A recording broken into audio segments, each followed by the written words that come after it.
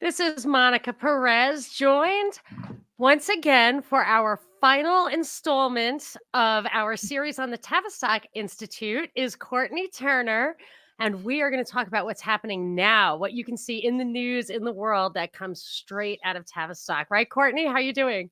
I am doing well, thank you. How are you? Fine, thank you. But I actually asked a friend and did a little perusing myself to send me some headlines just straight out of like the Tavistock Institute right now. And we Ooh. were both like, what the heck? I mean, I'm literally just going to read you one thing on the name of the article of this article is Tavistock Awakening Organizations. And it refers to the century of the self, which I don't know if you remember that. It was a BBC documentary. It was great. It was about Freud. It says, but this is the century of the group. Nothing could scare me more. Nothing could be more obviously collectivist. And then another article, it says, it's time for the Gnostic recusivists or something. Anyway, it's about just fomenting Gnosticism, which I still have a hard time truly defining, but it's literally written on one of the front page articles in the Tavistock. So I'm dying to dig into Tavistock in the here and now. That's crazy. Because I feel like everything that leads up to now in Tavistock builds up to that. That's like all of their group dynamics research, all of their like even their very early journals that like the first Humanist Manifesto, it was all about being man-centered. It was co-authored by John Dewey. I don't even know where we left off last time. I know. I actually meant to listen to the last 5 minutes of our conversation. Let's see. Where did we leave off? Let me think. I don't know, but I think that that's actually probably a good place to start. Okay. Yeah, Because John Dewey because was like in the 30s. I feel like we got to the 60s. we did get, but I can briefly recap that just because the Okay. first Humanist Manifesto was in 1933. We did go through all of John Dewey and how he's connected to Stanley G. Hall and William James and Wilhelm Wundt. But the whole point of that was that man no longer believed that they didn't believe that man had a soul in the biblical sense of the word. And it was all about being man-centered. And then it led to the Sixth International Congress of Philosophy at Harvard University, which was, before the Humanist Manifesto. But it was where they stated that soul or consciousness is now of very little importance. Behavioralism saying the funeral dirge, while material, the smiling heir, arranges a suitable funeral for them. This is very much like the Gnostic type premise.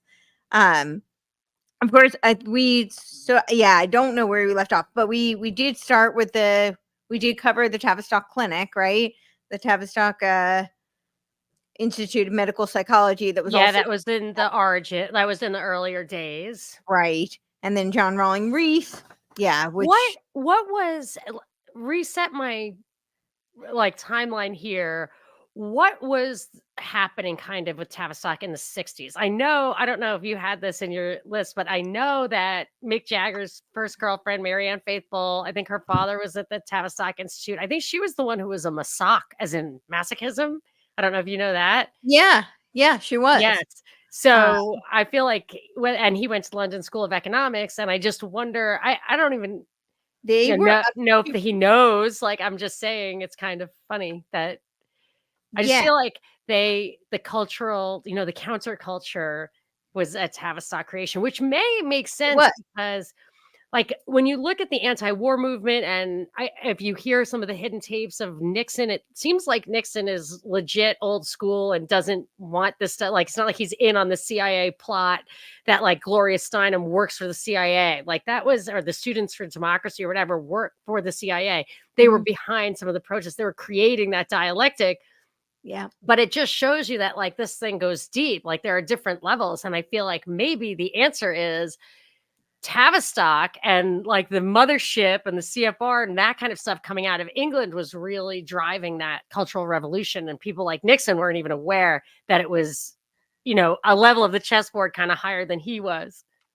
Yeah, I didn't do too much investigating on Nixon and how aware he Oh, was. no, I'm Yeah. just pointing out, like, Tavistock could be the hidden hand that even our own face jobs don't know about. They don't have any contact with it. They know the CIA exists, but they don't know that the CIA's agenda might be set by some international or foreign organization, or maybe the UK does run the US. I just don't know. Well, I think that Tavistock was working with a lot of players from the CIA, of course, the OSS, then it became the CIA. Um, just before we get to that, I think it's interesting to note, just because it's related to that and kind of set the tone. There was in 1942 there was a War Office Board. So this was for World War II. They were setting the tone for all the psychological warfare group, and there was all the developments and all the techniques were from this Tavistock group. And their methods were later developed for use by the Civil Service Selections Board and Unilever, many of those types of companies. And it was a scheme devised by the British Army psychiatrists during World War II to select potential officers of the British Army. I won't go too much into that because that's like a whole tangent, but it was pretty interesting because it's where a lot of these like psychological testing comes from. It comes out of these war boards for World War II. So you're And saying that Tavistock was involved in how to choose the officers for the UK? yes, and See, they that actually makes so much had a sense. division in the British Army in and the psychological warfare unit. Because Like now, Tavistock actually had a division. like, corporations and stuff do give it's some of them at higher levels anyway. Actually, I think it's probably commonplace at this point that they're doing psych tests, Yeah. for, like, promotions and stuff, and I know. Well, a lot of that comes out of Tavistock also, because that comes out of like the group dynamics, with Kurt Lewin and Right. with John Rawling Rees and Wilfred But Bion and Eric just Trist. as an aside, like, I have some of those And things are just crap, but some of them, are kind of valid. Like, this person would be a good leader, or this person would fit into our culture. well, I I mean, I think guess it can't be totally invalid, or it wouldn't right, hang exactly. It around. wouldn't work. Yeah. And I think it's less about whether or not they're valid. I think it's more about what's the intention behind it. Yes, right. So I don't think that the discoveries they made were like all full of crap, Yeah, like yeah. I think they discovered a lot of very accurate things, and that's why they're so effective in social engineering the masses. And that also points out that so I'm sure this is hand in hand with, like, what World Economic Forum probably relies heavily on this stuff when they discover, like, the future of labor or whatever. But it just shows you that if you're setting the rules, businesses just follow them. Like, you could say capitalism is just figuring out the rules and capitalizing on them. You know what I mean? So you can Right. get massive adoption of all of this stuff, DEI, ESG, Mhm. whatever, psych stuff, just because you think as a businessman, you think that's the environment you have to operate in. It's like almost a self-fulfilling. That's why I think they spend so much money on propaganda, is to, like, get us Yep. to think like this is the future. And then you get managers to implement this stuff. Every consultant under the sun, Bain or whatever, will tell you to do this stuff. It's the future. And then it just becomes it. So I don't even think it's sinister or this conspiracy that involves 100,000 people. It just has to be, whoever sets the tone for expectations. Futurists. I think futurists. You know what that is? Yeah. Yeah. Yeah, like, And, I yes. mean, and most of the people at Tavistock were futurists. In fact, Right, that was okay. like most of the names of like their journals had futurists in them, or futures, or Yeah, they something act involving like it's prediction, but it's planning. planning. That's why they're so They're so prescient. good at it. Yeah. It's pretty easy to predict the future when you plan it. So, yeah, they call them psychological pointers. They were used to help highlight areas psychological members of the war boards What was Wow, that? that's crazy. It's like if you pick the right psychological profile, you know the answer. It's like you want if you want psychos on the front lines, just test for that. Right. That's why I worry Exactly. at Walter Reed when they Well, have, and like, that's what was so interesting about it because they call them intelligence test, but they right, were really, they're not. they Yeah. really weren't. It was War Office Selection Boards. That's what Wow! the actual office was called, and they And weren't. They were tests of mental ability, and so they included verbal, nonverbal reasoning tests and a version of Raven's progressive metric that was specifically created for the War Office Selection Board to better distinguish between those at the highest end of the mental ability scale. Various psychological pointers were used to help highlight areas of psychological members of these War Office Selection Boards to follow up in later interviews or observations, and they were determined by and the board of the psychologists were Jock Sutherland, Eric Trist. Eric Trist, who gets relevant when we're going to get to the 60s because his son was Alan Trist, who's the producer for the Grateful Dead, and then oh my Isabel gosh. Menzies Light. We've But they all taken included so many of these tests. one more thing, they included a self-description, word association, and thematic apperception test. Yeah, Mhm. that's Yeah. I wanna know what that is because 'cause I've heard of it, but we've all taken so many tests, like, I'm sure they could distill a psychological profile on us, and if they wanted to, quite easily. What's the asymptomatic therapy test or whatever? A perception. What is it for? A perception. So it's like your, like perceptibility, like of yourself and dynamics. Oh, interesting, Yeah, a interesting. perception test. Let's see if I can get Feel you like I'm more. self-aware, Um, not just, like, conscious, but, like, I just remember when I used to be on the radio and I'd be like, "Oh, I do this bad, I do that bad, I do this bad," and the guy would be like, "You're so right." Well, yeah, thank you. Like, so you really I think understand. it's mostly being able to like detect themes and like parse out things in very ambiguous situations. Oh, interesting. Because I always think pattern recognition is the thing, but discernment, that sounds like it's a test for discernment, which is also pretty good. Yeah, I guess it would be, except that I don't really see them as like masters of wanting Well, but real. I mean, discernment, if you wanna say it from a moral point of view is one thing, Right, but right. discerning differences like Yeah. that's a valuable skill, like, to understand nuances, Mhm. to see what's different between these things, that's something. I think Which of that it these things was doesn't related belong? to, so I think it was similar to like not the raw shock because the raw shock were very those are the ink blot tests. Um, but there's like they have these picture sequence type tests in psychology, and I don't know if this is the same one that they were using during the, just because I haven't seen the actual pictures, but I know in like IQ tests they use these pictorial references, and they're often used to determine social intelligence. And people who score like very high on those are more likely to have psychopathic tendencies. Oh, wow, I was just thinking, I'm sure I score very poorly on those because 'cause I'm just not, like, that good socially, but wow. So people Yeah. who score highly are Mhm. sociopaths? Wow, because they can separate social from who they are? Well, it's because Wow. they're good at so the people often talk about psychopaths and they say how they have no empathy. And that there's an element of truth in that, but what people often think is, oh, therefore they're, they don't really feel things Charmless. and they Yeah. right, but they're They're masters not. of recognizing empathy. And Wow. that's why they're such good manipulators because they're not trapped by it. So like somebody who is a very empathetic person might, like they would feel deeply and then it's hard to detach.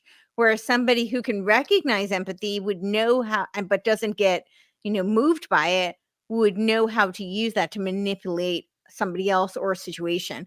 And people who score very high socially tend to be good at not only recognizing social dynamics, but manipulating them and using them to serve their own means. And Clint is saying this still goes on. He said every single Marine, goes through 3 days of psycho.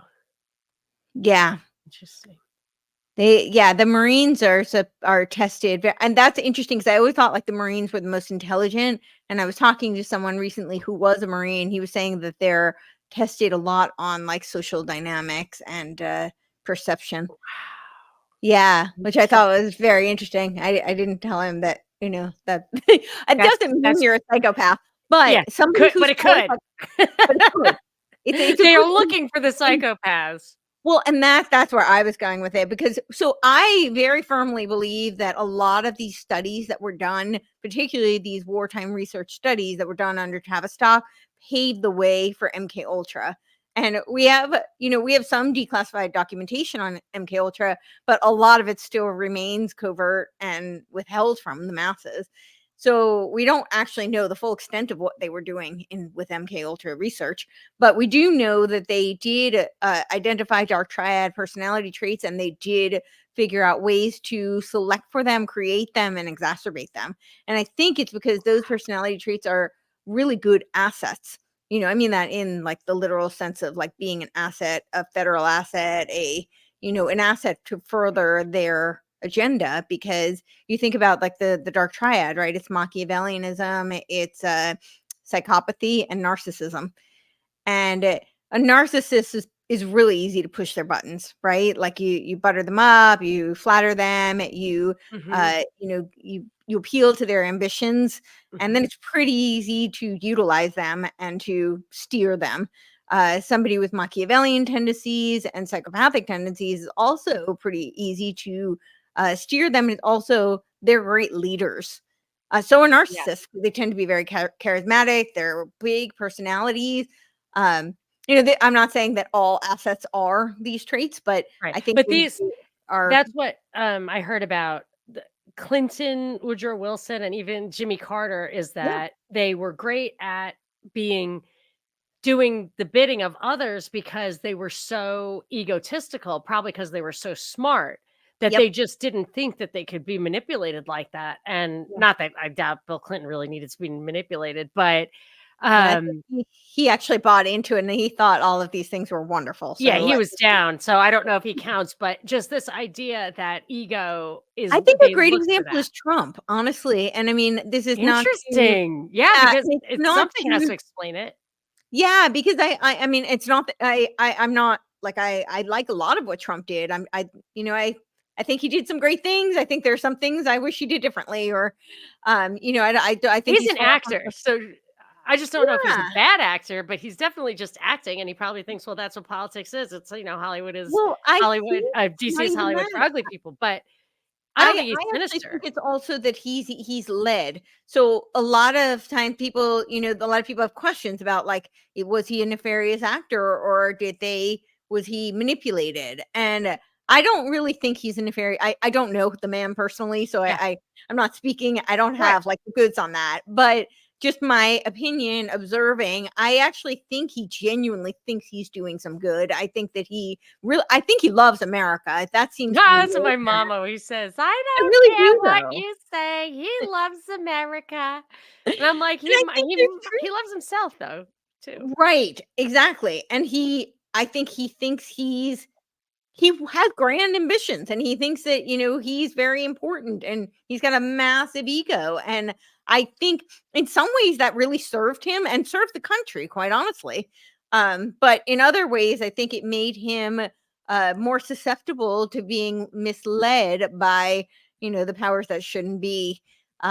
Because I think he was a little bit blind to it. And yeah, I think part of why he refuses to apologize, for all of the injuries from the injections, and he just doubles down. Part of it I think is strategic. That's one of the first rules of politics, like you don't apologize. Right. um but I think it's also like he's very proud. It's like he made this huge business maneuver, and it was strategically, it was impressive. Unfortunately, the results of it are democide. So it's like, are you proud of your chess move, or like you care about the people? I don't know. Like Yeah, yeah, no, I don't think he's the sinister one. I think he just doesn't realize how he's that's what being yeah, I agree. manipulated. And I've always predicted, I was like, he's not s- he you think he was I used to say from the very beginning, you think he's taking this country in the other direction, but what I think is he is the arrow getting pulled back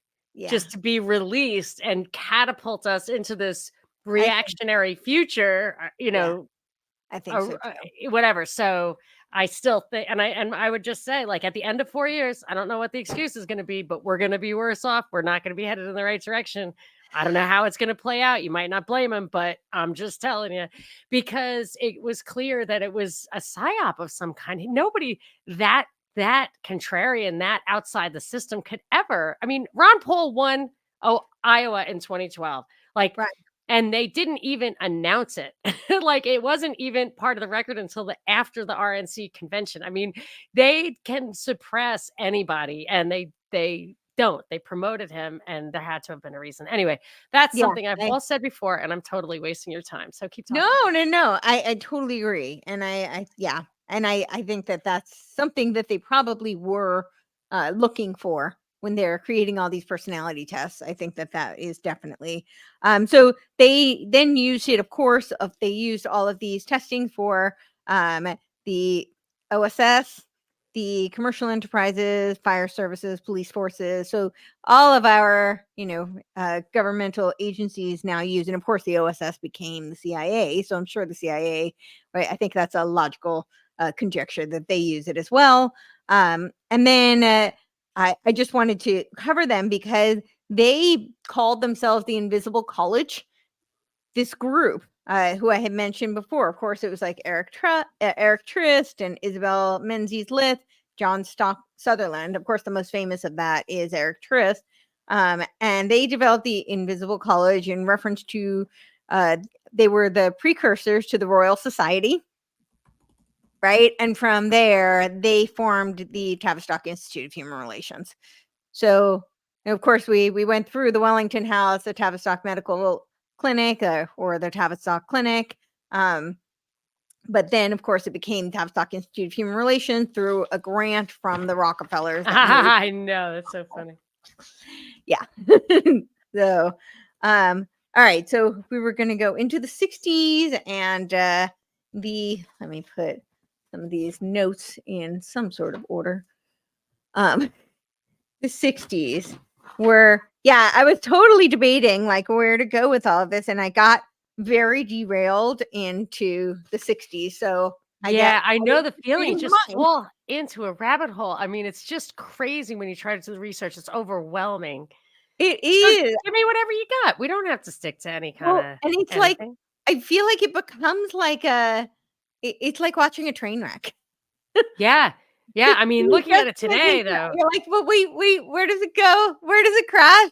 I have Yeah. to keep No, watching. go to Tavistock, tavinstitute.org/the-awakening-organization with an S. Hat tip to James in the audience there who provided me a little bit of side research. This awakening stuff you can see that they're manipulating the society from on Yep. high, and it's not like anything within the realm of what you're thinking about. Yeah, so It's out what did you there. say about that one, the Tavistock Awakening? It's it's it's about I think from what I can tell, it's about getting people inside organizations to follow the script of groupthink that they've been cultivating. And it says like it's a reaction to COVID's isolation. And maybe part of COVID's isolation was to get people to bounce back and Uh-huh, embrace group because they were deprived, I like being think in so. solitary. And I, Well, I just wonder. that's part of, and I don't know if we really covered much of, Carwin uh, Dorwin Cartwright's, work. She was as the principles of mass persuasion, and a lot of that I think really was implemented through COVID. But it's very much this kind of reactionary type of essentially it's the mass scale application of trauma-based mind control, where and I Here's the think that's thing. what COVID was all about. I was wondering, so they had been trying to do these digital cities, 15-minute Mhm. cities, and they couldn't get employers to allow employees to work from home. And then they got it to happen. And then now the rebound of the employers once again saying we really need people in the office, and folks are resisting that, whatever. And I wondered why the Mhm. propaganda didn't double down on that, like, no, employers, you're wrong, leave them home. And I'm starting to think, because they still want to control society. They're not saying they want everyone to just be in a tube trapped to a screen yet. They're Right. actually trying to shape a future society that does have a material element to it. So I feel like they're just phasing, leveling up kind of thing. Yeah. Digest it and move to a new paradigm, but it does still have some human interaction. A lot Well, less, all fewer of people at the top for sure.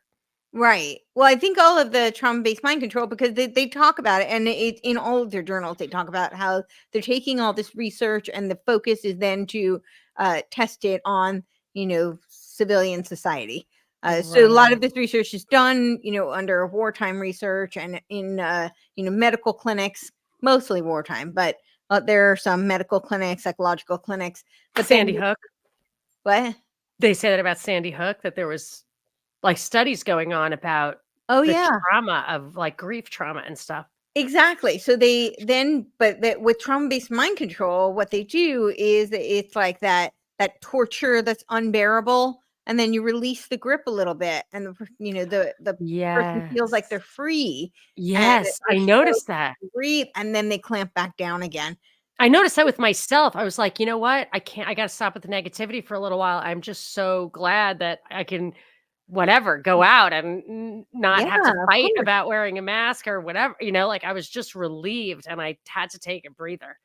Yeah. So But I think literally some of didn't work for like a year and a half. And I think Yeah.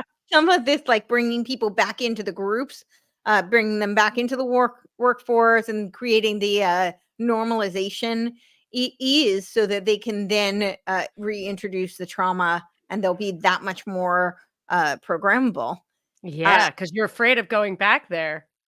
"I'll yeah. do anything. I'm not going back, man." Do anything you So say. so whatever your solution is, even if it's worse than before, we'll just take it. Yeah. Exactly. But it literally Exactly. kills parts of their brains also. So they're yeah. So I think that that's Interesting. Well, in part the of '60s, some people say, and I think the same thing for 9/11, is like by televising the trauma, which is JFK's assassination and 9/11, bodies, people jumping out of buildings. I mean, they didn't really need to show that, but that no. those are two, like, mass trauma events that I would say are the two big events that ushered in big step changes, or whatever you would call it, in, like, censorship, for example, and other big changes in our society. Yeah. Well, they were Tavistock was very instrumental. We went through their radio, Yes. involvement, right? Yeah. 1935, Harvard psychologist Gordon Alpert co-authored The Psychology of Radio with Hadley Cantrell. And Cantrell was Rockefeller's roommate at Dartmouth. And then Alpert became the leading agent for the Tavistock Institute. And Cantrell in 1937 would become a Rockefeller Foundation funded for the Office of Radio Research at Princeton University, which was established to study the influence of radio on different groups of listeners. And then in 1940, he authored The Invasion from Mars. It was a study on the psychology of panic regarding the radio broadcast from H.G. Wells' War of the World. We talked about last time how Rockefeller wouldn't let him release the publication of that study for a few years. But then from there, Tavistock's senior staffer, Fred Emery, who later, in 1959, the Human Relations Journal began his article, Working Hypothesis on the Psychology of Television. And this is a quote from him. He said, psychological after effects of television are considerable interest to the would-be social engineer. So they were studying how you could use television for social engineering. I think that's why it's called program. So, Programming, oh my gosh. um, I was listening to the first Delling poll. I don't know if you know the, um, Delling Pod, James Delling in England. It's a really good podcast. He's a oh, great no. interviewer. He's one of, like, my favorite. There's, like, 3 or 4 really, really good interviewers out Okay. there, and he's one of them. And the very first thing I listened to of him, so I can't even remember who his guest was, or Mhm. any of that, but they were talking about this one CIA guy that was known to the guest, who would never tell him anything about his work at all, never told him anything, what he did or whatever. All he said is, "I will just tell you one thing, never watch television." And Wow. it's like, Well, whoa, and it's must be worse now. I mean, I can see actually, I miss the days of television when your family would sit together I and have to know. agree on something to watch and I whatever and know. interact with each other. Now, it's not only that we're all, like, get our own thing in our own little spots and are totally We're on isolated our in own that little way, screens. but what happens when you're watching, like, my son who has Down syndrome, when he watches YouTube, he likes My Little Pony, and it quickly, like, moves towards stuff that's inappropriate, weird anime and stuff, and, like, so I'm wondering, just like when I read that article in Quartz about the NSA being Google being an NSA project because they wanted Yeah. to create birds of a feather around each person, driven, Yeah. I think, by AI.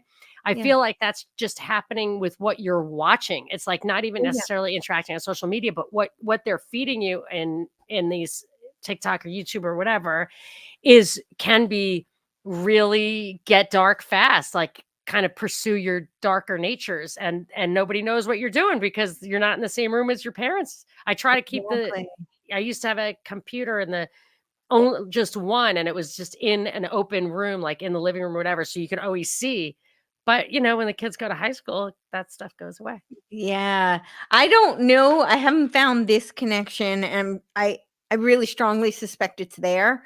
But with the because SEL training is using a lot of the tech ed. So it's a lot of that. Like they're tracking the students' behavior, and then it's a feedback loop. So they're programming them after they data mine them.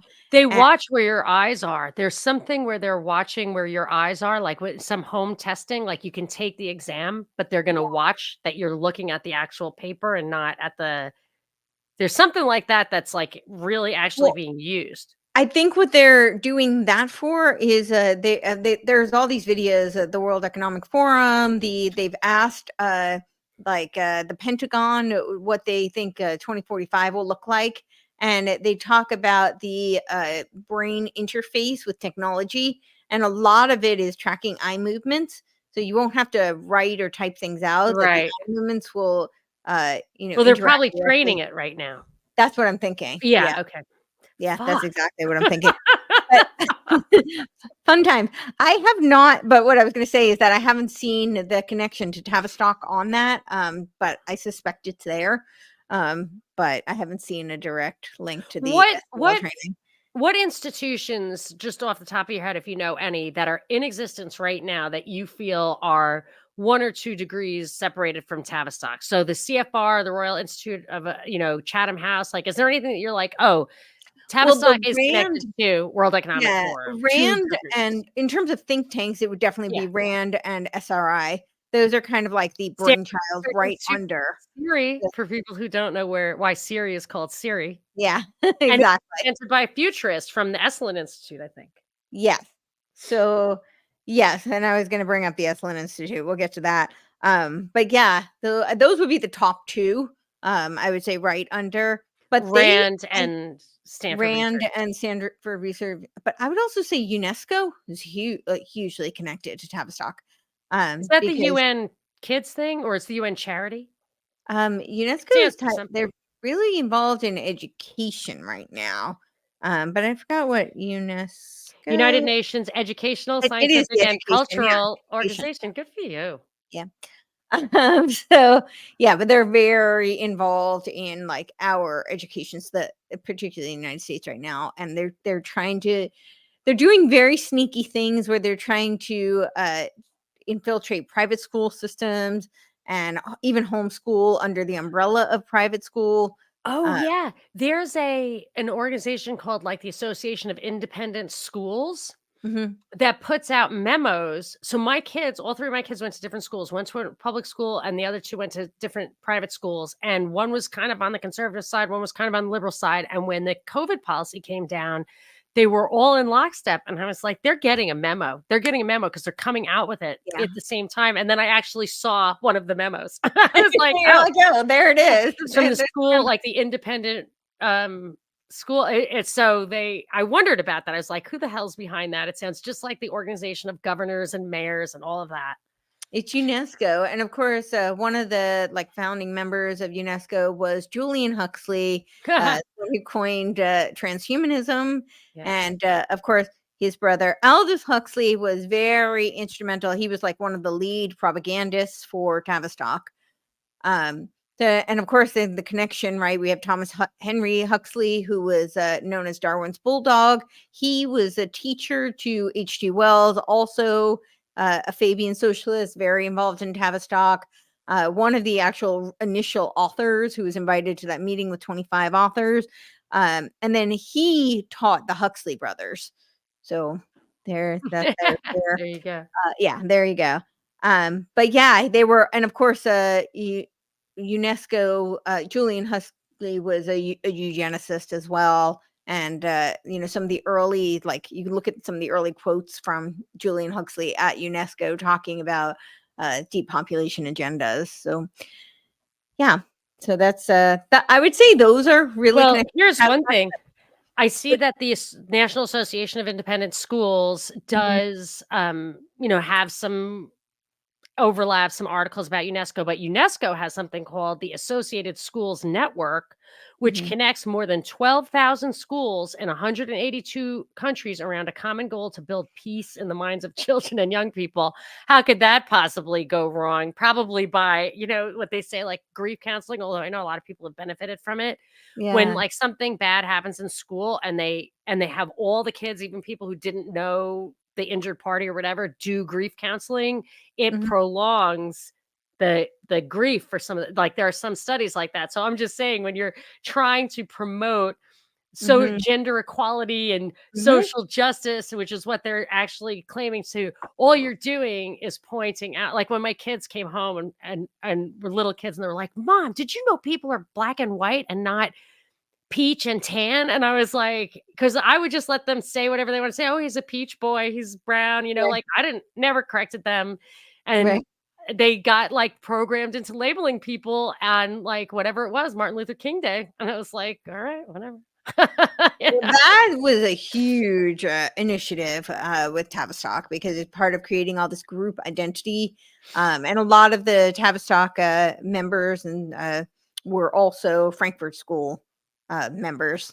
And of course, that was like one of the primary initiatives of the Frankfurt School was to create this group identity, which led to identity politics, to strip people of individual identity, so that now you're part of a group, and of course, this is why So we see this. yeah.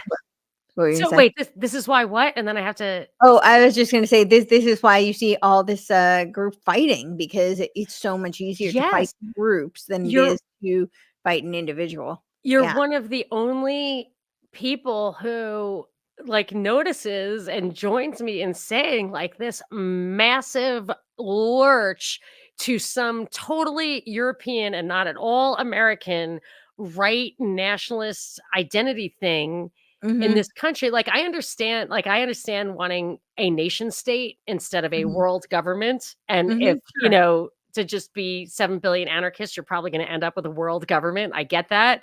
Right. But and it's good to like, be on the same team, but I feel like it's obviously being weaponized. That's another thing I lay at Trump's feet is this identity politics on the right. And it seems so dangerous because plus if you only have two groups, if you have to be black or white, and I don't mean that in like the color of your skin, if you have to be Right, left right, or right, or if you right. have to be one or the other, someone has to lose.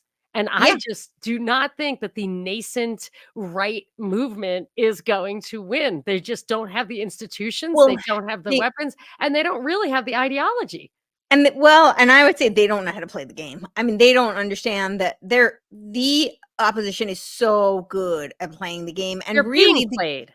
yeah, but really this game is dialectical, and that's the biggest problem. So when you talk about left, right, I mean, George Washington warned us against having political parties because he said it would be a loophole for foreign entanglement. That's exactly what we have now, right? We have these puppet masters who are supranational, who are pulling the strings, and that's why we have a uniparty. Um, but I would also say that even when it comes to these, within these different groups, and you're talking about like the right just losing, it's because they're being targeted dialectically, and the dialectic keeps progressing. The whole point is to create reactionaries so that they fight against you, and then they can have their synthetic, that's where the term Yes, synthesis comes nice. from. But Yes, yes. it really even more, I would say more aptly would be put as concretization, because this is really, it's Hegel. And I've been kind of diving into Hegel quite a bit lately. I'm trying to uncover, my theory is that he was a member of the Illuminati. Whether or not he was, like, formally or not, is probably actually irrelevant, because it's so obvious that he was influenced by the enlightened thinkers, by very high level Freemasons, and by literal Illuminati members. By the theory of Illuminism. John Gottlieb Fichte was one of his mentors, who really I don't know, you call him a mentor, but he was the one who really showed him. So the whole notion of like thesis, antithesis, synthesis, that's what Hegel attributed to Kant. And it was a rejection of Mm, Kant's notion of the dialectic, because he thought that both Plato and Kant were very abstract in their ideas pertaining to the dialectic, and that it remained in your head. And he was looking for something that could be, and I use this term kind of concrete, loosely, wow. but like a scientific method. I don't really mean scientific, but really I mean a methodology, because he was looking to advance the historicity of man. And, like the diagram is like an omega point that comes to, it's that spiral that goes to an omega point. You look at that spiral, it gets narrower as you get to the top, the omega point. I see the omega point as being, like the New World Order. It's gone through many iterations of, right? There was the new underground world order.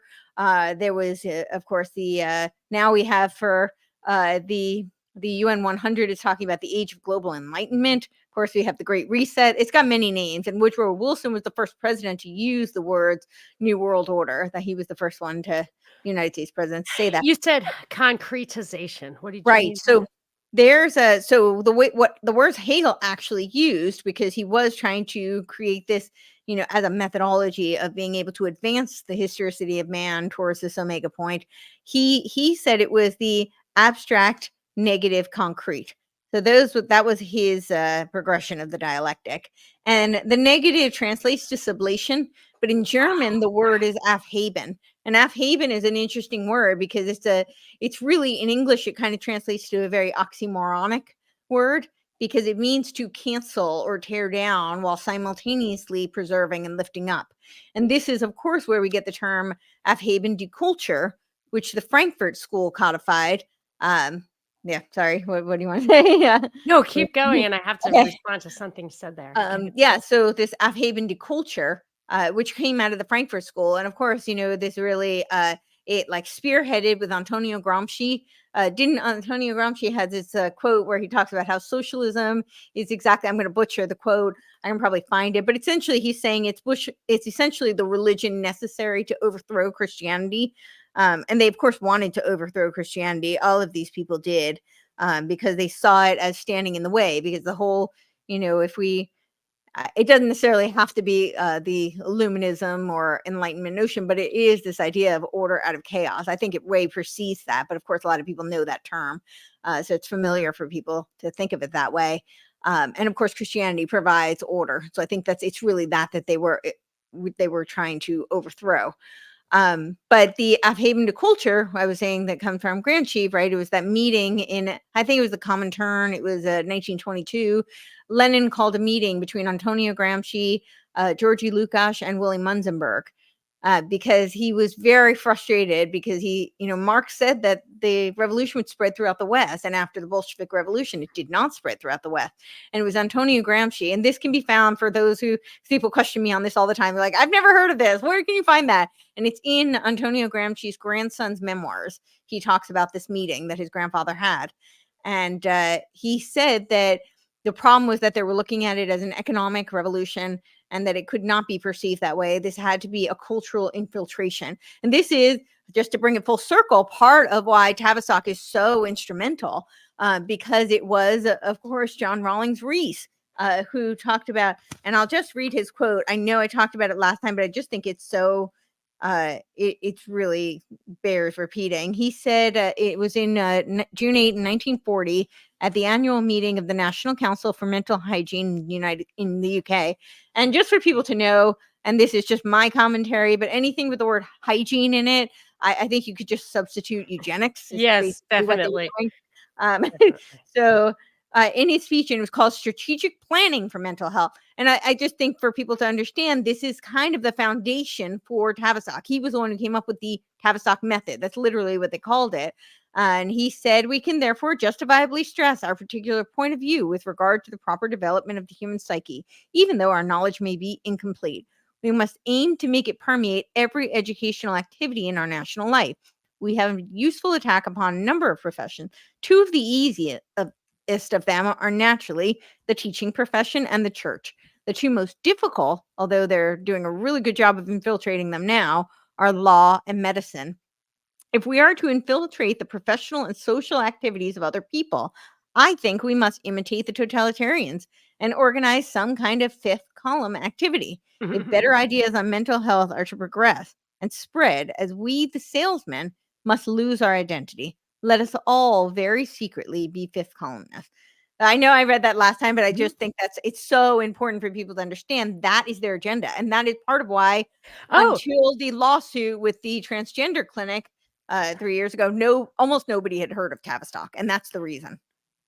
I Go on. think, I mean, I'm not gonna, like, get into this whole article, but I think that's part of this, um, awakening organizations. It's that they want a call to action, uh holy crap, potentially heralding an archaic revival that calls forth and ushers in a new way of seeing and being that undoes the mutilation of the Euro-Christian Inquisition. This is on the front. This is on a pa this You'll is have to send that to me this because is from these June 2021. I mean, it's ju they okay, had to James. James sent me, I was just like, "Pick the worst," and he's like, "This wasn't even the worst. This wasn't even you the one he thought was the worst." You'll have to send that to me because it really substantiates my theory. So I've been talking a lot about I have this theory that there is a what I call the new age. This is not a formal thing. It's just an observation that I've been seeing. So what I'm seeing in the what I would call the quote unquote truther movement, I'm seeing there is a branch of this movement that is reviving new age type concept. They think they're truthers. And this is not to, you know, chastise anybody in that group or to denigrate them or in any way to be pejorative. A lot of them are wonderful and doing great work. And I think they're genuinely seeking truth. However, a lot of them have really bought on to a lot of these concepts that to me just look very new agey. And I think they're being targeted. I think there is an actual movement that is designed to do this. I think this is a cultural infiltration. And it's I think it's most dangerous because they really think it's very deceptive, and these people really think they're seeking truth Well, and that they found something, and it's it's in black and targeting that. white on here, and the other thing Yeah, I'm gonna okay, send well, you. that was Yeah, my theory, so I yeah. really wanna read that. The other thing I'm gonna send you is another one that James sent me, Art as Re-evaluation: Everything is Scattered, and it's a call for contributions to the stream at the Art of Management and Organization Conference for 2024, and it's Everything is Scattered and the tower has collapsed, and then it has a quote, "The Tower of Babel has collapsed, everything has scattered. We have lost our unified code of symbols for understanding each other."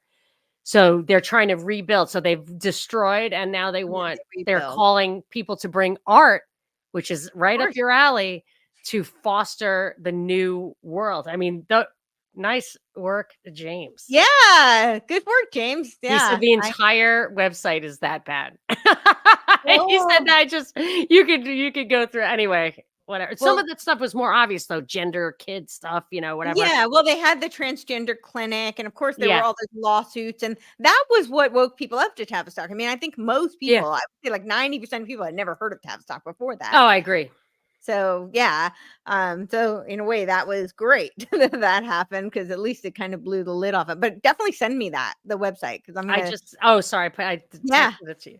Yeah, So I okay, will good. dive into that. um, yeah, but that very much supports my theory because I think that they're trying to create the reactionary, and I think it's also worth noting, like if you look at Karl Marx, a lot of people think that he was all about communism and revolutions and whatnot, and he was. But what did he say the end solution was?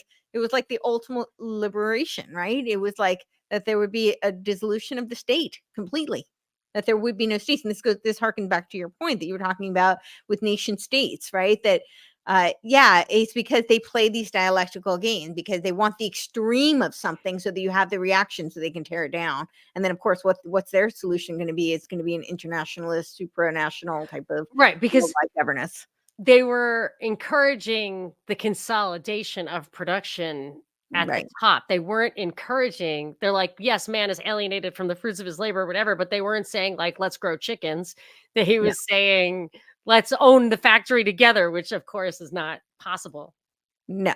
So it's like Not the difference between anarcho-capitalism and anarcho-syndicalism, Mhm. although you would say they converge anyway. So Yeah, I I don't give have a up. I give solution. up on I'm the idea. still I'm still working through that. I don't know that I'll get there Oh, okay. because And we agree that, like, eggs are good, and it would be nice to have your own growing in the backyard? well, yes, and That's I all. encourage that for That's all I'm saying. everybody. I'm just an agorist now. I just wanna I'm actually only a philosophical agorist because I don't know how to grow a chicken, but whatever. Right, I'm with you on that. Although my fiance does, so maybe Yeah, he'll we're help. from New York. I mean, they're just, I know. a tomato. The most I could possibly grow is a tomato.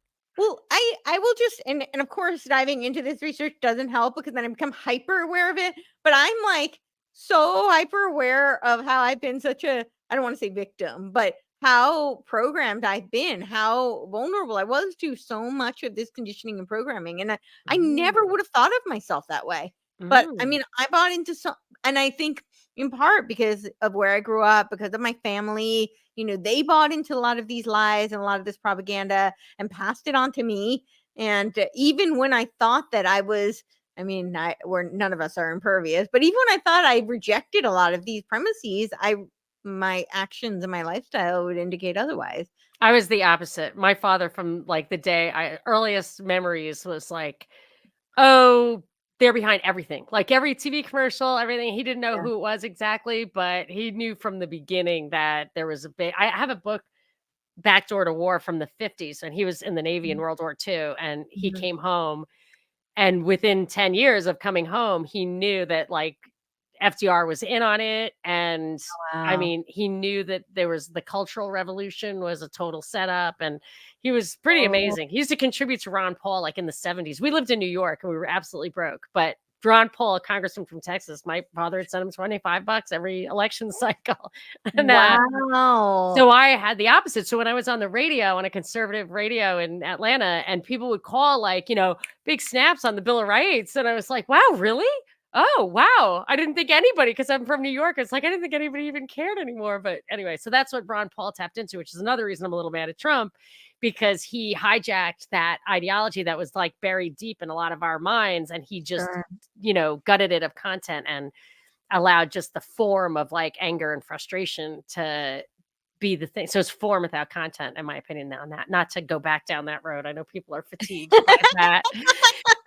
But yeah, so yeah, I don't so disagree. what I have to ask you a personal question. Not super personal, but like, how do you think you broke free of that programming?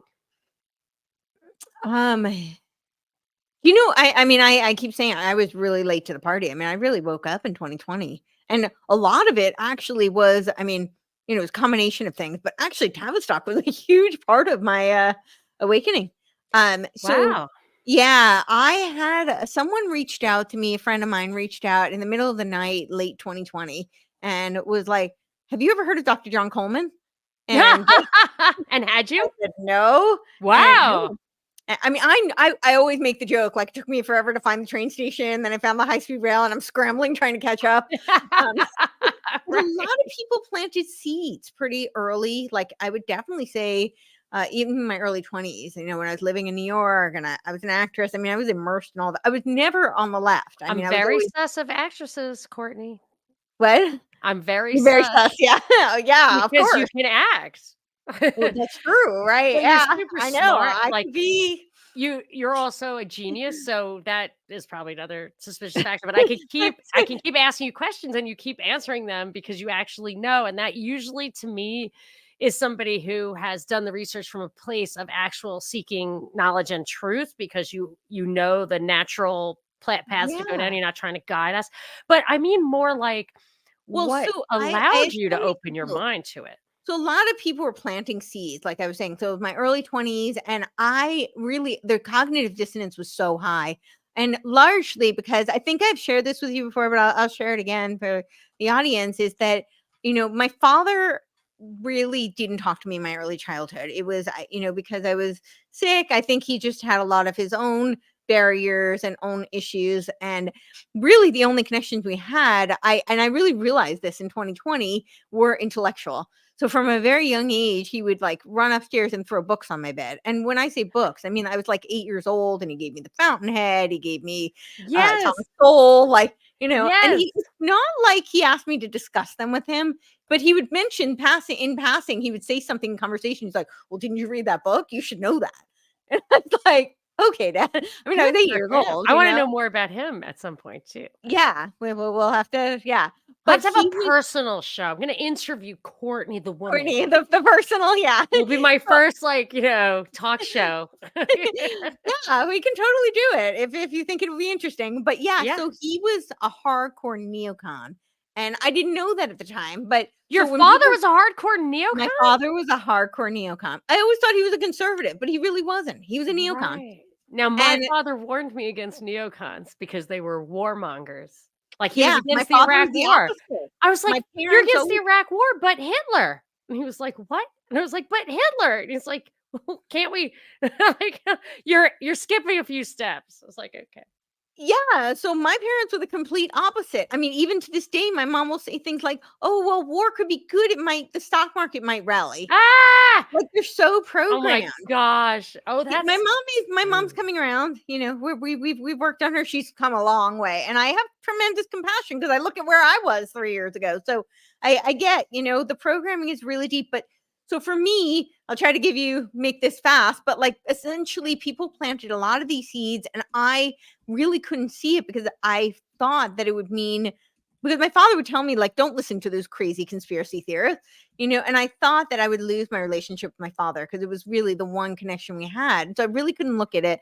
Around 2011, I really became awake to the Frankfurt School, and it was something that became, popular culture conversation back then, because of Obama. And it was something that really sparked for me because I was a philosophy major, and these were all people I was familiar with, and I was like, whoa, wait, that wasn't what I was taught. So it started to make me realize I was indoctrinated, not educated. Nice. And I started to have a very different perspective. This was hard. It was hard to go back and look at like some of my college theses and, papers, and realize like I majored in existentialism, which was essentially a rebranding of Marxism. You Yeah, majored in existentialism? I did. I wrote my thesis on existential authenticity. Wow. I mean, only recently did I even like just etymologically examine that word because I could not figure out what I was like, what the hell is existentialism? And it's something like, what is it? I Well, could guess, but I you mean, it know. is Define right. it. So, I mean, Define it. it is, and this is not all of existential, because there's existentialism, the authentic, pun not intended, with my thesis, but there is the authentic, notion of existentialism, which is the question of existence and the purpose of existence, and that's essentially the scope of the study would be. However, these philosophers really took it as a rebranding of Marxism because they, it kind of was a spin-off from Nietzsche, God is dead. And so now man is at the center. Um, of course, Right. It has to be Kierkegaard was atheistic or one you of would the have an answer to that already. Like yeah, Christianity so gives you that Kierkegaard was answer. one of the only, like, he was a Christian existentialism, and which is Sartre. almost in a lot of ways, but He was Sartre? kind of like it's kind of an oxymoron, because really what they were trying to do was a very Gnostic premise where now man is at the center, man creates his own reality, right? Like both Heidegger and Sartre had different variations of this, but like Heidegger talks about flungness, Gewendeweit. I'm going to mispronounce the German word, but essentially it means thrownness, where man is thrown into the world, and having been thrown into the world, he's thus responsible for everything he does. And Sartre talks about this is where all the despair comes from, because he's now responsible for everything. But the spin on it is that, of course, he creates his own reality. He creates his own destiny. Man creates his own meaning. And again, all these things, if there's not kernels of truth, then they would have no validity at all. But I think that it really is a Gnostic Marxist rebranding of, that.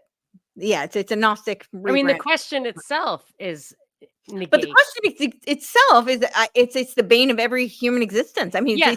it's the crux of humanity. We are always questioning, why are we here? What are we doing? Is there purpose? The question itself offers an alternative to Christianity, which I think is a lot like Darwin was. I feel like there was a big push to eliminate Christianity, which is stuff that you're talking about too. Yes. So because I always would say, like, supposedly in the Middle Ages, the question of the existence of God was like, you couldn't even ask that question. The way I discovered that the question of the necessity of government, like nobody even said, like, of course it's necessary. I'm like, well, can't we just ask that question? And the questions themselves are somewhat dangerous. Yeah, They I mean, but I change think the way people think. I I don't know. understand it's I a wouldn't. fundamental question, but I mean, there's always a risk with it whenever you open any Pandora's box. But I mean, one of the primary tenets of the Torah is to question everything, including God, including the existence of God. So I nice. don't reject, the questioning of even God or our existence or our purpose. I don't think that's what's problematic. You go back, the early philosophers, I think they really were trying to seek. I wrote my ninth grade term play. I would say though that there are a lot of Jewish people who say they're atheists. Well, then I would not call them Jews. Okay. All right. Because I mean, Yeah. people say, I remember Max Kellerman said that. He's like, I support Jewish Yeah, I civilization. mean, I'm Jewish, but I don't believe in there God. is like the ethnicity, and I don't want to. I mean, that's a whole nother conversation. I I think was just wondering if the yeah. fact that you're allowed to ask that question and I'm not is like the origin of it's not that I'm not allowed, but like I was taught by my dad. I'm like going on a spiritual journey. And he's like, what if you Right. get hit by a bus? You're gonna go to hell. No, no, no. Yeah. Well, I mean, I still think that you question. It's not a matter of, because even if we take the Christian premise that God still wants you to choose Him, right? That's why He gives you free will. So Yes, and yes, reason you can't and choose yeah, if you're not willing to explore and ask the question, because right. then you don't really have a choice. That's the That's whole right. And he premise gives us of free will. reason and the understanding of between right and wrong, which is why I think you can be held accountable if you die in the state of sin or whatever, because he gives you the tools Yeah. to evaluate that and the imperative. Yeah. So yeah, I agree with you. I agree with you and I went I mean, down that journey, but I question everything, obviously, and but so just to get back oh, to your question, how was I I have able to to? just Mhm. before like I have Yeah. people who will totally email me like, "What are you talking about? We're allowed to question." And I will say the priest who listens to me because I would tell him I have doubt, and he's like, "Questioning is the basis of knowledge and Yeah. understanding, and it is a faithful thing to do." So I take back my generalization, but I do stand by my personal experience with my father. Yeah, no, Okay, go I ahead. think your father was more like, there's the saying, the old adage, there are no atheists in foxholes. Yes, I think that's definitely. really what he was alluding to, and he was trying to, Yeah. you I mean, he know was in a ship and, like, torpedoes would whiz by when he was 18, so I think that he So that probably shaped his worldview, I'm right. sure, to Good some point. extent. Thank you. Yeah. Thank you. But yeah, Okay, so go why was ahead. I able to open my mind to the possibility that I was indoctrinated and programmed and, definitely susceptible to all this propaganda? So yeah, it was in 2020. So the Frankfurt School was kind of like that one big that really did a big paradigm shift there, because I spent a lot of my childhood, I was always surrounded in a sea of leftists, and I was never on the left. But then as I got a little bit older, like college, and then of course in the entertainment industry in the middle of New York City, I just thought it would be easier if maybe I wasn't like, you know, if I was like at least like left of center somewhere, that life would just be easier Yes, socially. And so I definitely. used to say, right? So I used to just say like I'm socially liberal, but I'm fiscally conservative. That was just it Yes. was more palatable to Yeah. people, and then they didn't see me as some, like, crazy demonic Nazi, like, so, I mean, really, I can tell you stories, like, I had a friend who, when I came back from, New York from LA to New York, and she introduced me to her new friends, she's like, "I warned them, don't worry, like, Courtney's a Republican, but she's a really nice person, I promise." I was like, "Okay, I'm not really Were you sure why." were you a Republican? I was a Like Republican. a card-carrying Republican? I was like, actually, yeah. Well, so that was a big paradigm shift then. It was the Frankfurt School. And then in 2020, yeah, so someone had a friend of mine had asked if I ever heard of Dr. John Coleman, and I said no, and it was midnight literally at that point. And I was like, he sends me, he said, just watch this video and then call me back. And I was like, okay. So I watched this video, and needless to say, we were up to like 4:30 in the morning that morning. Wow. I started reading all of his books, and of course, the one that I found on Amazon was retailing for almost $5,000. I'm like, "Why don't they want me to read this?" And so I found the PDF, and, Nice. for those who, don't like that, like, I'm pretty sure he's no longer with us. I cannot find any evidence of his passing, John but I Coleman? Yeah, yeah. he was I mean, a couple of years ago when I actually subscribed to his newsletter, I emailed them and I was like, "His paper is full of absolute garbage," and they were like, "Oh, but he doesn't agree with it. He's, whatever." So he was alive but he was very I old. can't find anything past 2012. That seems to be the last I'm of sure this was after 2012, but maybe not very long after okay. 2012. Which is interesting because there was an interview, with, Alex Jones, and I have the audio version of the third. It was a three-part series. I have a video of the first 2, but the audio of the third one, and he actually asked, like, "Are you worried about them coming after you?" I mean, he definitely was older at this point, but, he said no, and he said, "Tavistock has already approached me several times." Um, and, he's like, we basically agreed that, he That it kind that he'd stop? no, that they weren't gonna come after him anymore is kind of what he said, but who knows? I don't claim to have any kind He of says that he was intelligence. well, no, he claims he was a retired, MI6, yeah, Yeah. which is how he got access to so much of this, information because he had access to those, private libraries. Yeah, it's so So hard to believe that anyone does go rogue, but he does seem to have gone rogue. it does seem that way. So I went down that rabbit hole, and then, of course, so much of it really was like it was very much a shock for me because it was a convergence of all the things I was so immersed in: psychology, philosophy, and arts, entertainment industry. Right. So for me, that was like, whoa. And so I started just reading whatever I could. I ended up reading, several of his books. And then of course my now fiance he was one of those people who was like, like you, like a Ron Paul person. He was awake long before I was, and he kept like planting. He was very patient with me, but he kept planting seeds. But the thing is, this is why I say to people, just keep planting seeds because I honestly don't know if all those seeds that were planted earlier hadn't been planted. I now, because I had a very different perspective, um, and because it was just a different time in my life, you know, my father also had passed at this time. So um I was in a very different place. And now he's planting these seeds, and I'm like, I can connect these dots. I've heard this before. This is familiar. And I was in a place where I was ready to hear it. So that was very long-winded. I apologize. But I think No, it's I good I for people to totally hear think it that because I think that's people true. need to understand that you can't like somebody's not ready to hear something until it's like a soil has to be fertile Mhm. before the seeds can be planted and something's going to sprout. And And the other thing is they sometimes will figure out later that you were right about something. that's happened. I've had people come to me telling me like, I thought you were legit Thought you crazy. were crazy, yep. And And then they're like, COVID you're happened. 100% right. Right. You don't get that too often, but I've had it happen, and it's usually years later. That's I Mm. was actually taught in radio to refer to that stuff. Like, it sounds braggy. I'm like, "I told you," but they told us and right, like, tell them that you like, listening to you can get them ahead of whatever. So I got into that Yeah, habit. But anyway, it's that that is I wasn't interesting. raised like that's a lot of the things you learn on radio are braggy, and I don't like it. But that was Oh, one of that's the things. They were interesting. like, people need to know that you called it Yeah, that's really interesting. because it I gives them can see. faith in you, and then they want to hear what else you have to say. Right, right. Yeah, that makes sense. Well, so Tavistock was really huge. So I guess we can go to the 60s because the 60s were, I think, paving the way. And now, thanks to James, we see that absolutely, Yes. we're seeing the revival of that. And I mean, I'm seeing so much of it now because you see all these really like they're like new age anarchists. Is essentially what they are.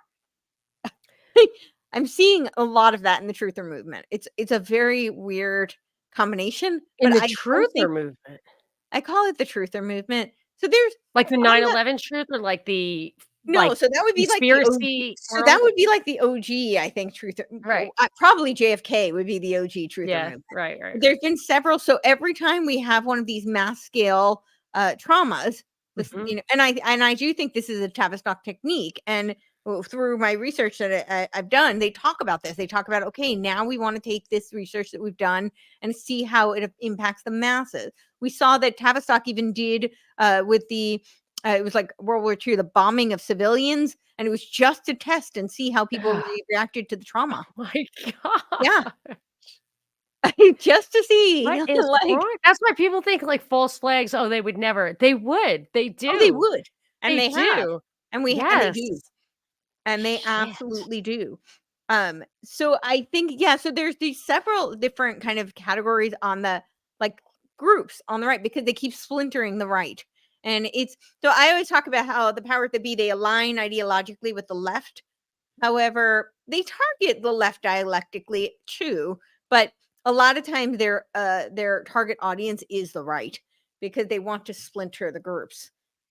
And if they can get them to, divide amongst themselves, they have more chance of then creating their synthesis and what back to what I was talking about, the concretization, right? So there's the Afhaven culture that we got from the Frankfurt School, and then what they want is concretization. So it's this idea that's similar to synthesizing, but it absorbs the previous elements into something that they call concrete. But the difference between that and what he saw, what Plato and Kant's notion of dialectic was that he thought those were very abstract and remained kind of intellectual in your head. He saw this as, very, it's no coincidence that Marx then advanced this into what he called praxis, right? You take these reactionary activist kind of theories and then you apply it in practicality. And that's kind of what the concretization is. You take these previous elements of, you have the abstract, this idea that's being put into the forefront, Mhm. and then you have the Abhaven, which is the sublation. But it's the Creative oxymoron. destruction. Yeah, but it's the oxymoron because you Right. preserve and lift up while you cancel and tear down. I'm telling you, you have to see the image on the art as reevaluation. Everything is scattered. That text I just sent you. Oh my gosh, it's so exactly that moment. Exactly. Well, okay. So, and then of course we get cancel culture from that. And this is where, of course, you take these two, but then you take the two elements of the previous. So you take the idea that it was for forth, the negative, the cancellation, the nullification essentially of that. And then that gets absorbed into this new concretization. And then from there, a new idea gets before, of course, the dialectic progresses. And of course, it always progresses left towards the omega point. Um, That's a so, great visual. Yeah. yeah, sorry, I'm Excellent. visual. Yeah, Yeah, no, that's just I'm like great. drawing it with my hand. Yeah, and I see it just turns left. That's really clever. So we had in the 60s, what do we have? It was R.D. Lang was appointed as senior registrar at the Tavistock Clinic in 1956. So R.D. Lang was very instrumental to the whole LSD movement. He left after 3 years. So after 3 years of working at the British Army Psychiatric Unit. So of course, this is what they do. They take all of these psychological warfare, military kind of experts, and they're either they create divisions for research or they absorb them into future research under Tavistock. Then he began experimenting with LSD in 1960. And then in 1962, he became a family therapist for the Tavistock Institute of Human Relations. See, these goes hand in hand, right? It makes Yeah. perfect sense. The LSD experimenter and researcher is now going to be your family therapist. I see where this is going. And then he, of course, met Gregory Bateson while he was visiting. So Gregory Bateson worked for the Office of Strategic Services, of course, the predecessor to the CIA, and he led the MK Ultra experiments on LSD and hallucinogens. And he, of course, he with so Bateson and Margaret Mead's daughter was Catherine Bateson, and she was like a new ager who worked with Jean Houston, and the two of them helped create. This is just later, but I think it's 1964. So it no wait, I don't know what year that was, but later they helped Hillary Clinton write. It takes a village.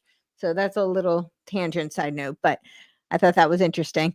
Um, okay, so in 1964, Lang meets Timothy Leary, and they author The Transcendental Experience in Relation and Psychosis. This was the Psychedelic Review in 1964. And then in 1967, there was the Dialectics of Liberation Congress. Oh, also, this was, yeah, okay. So let me see if I can find my other notes on all of that.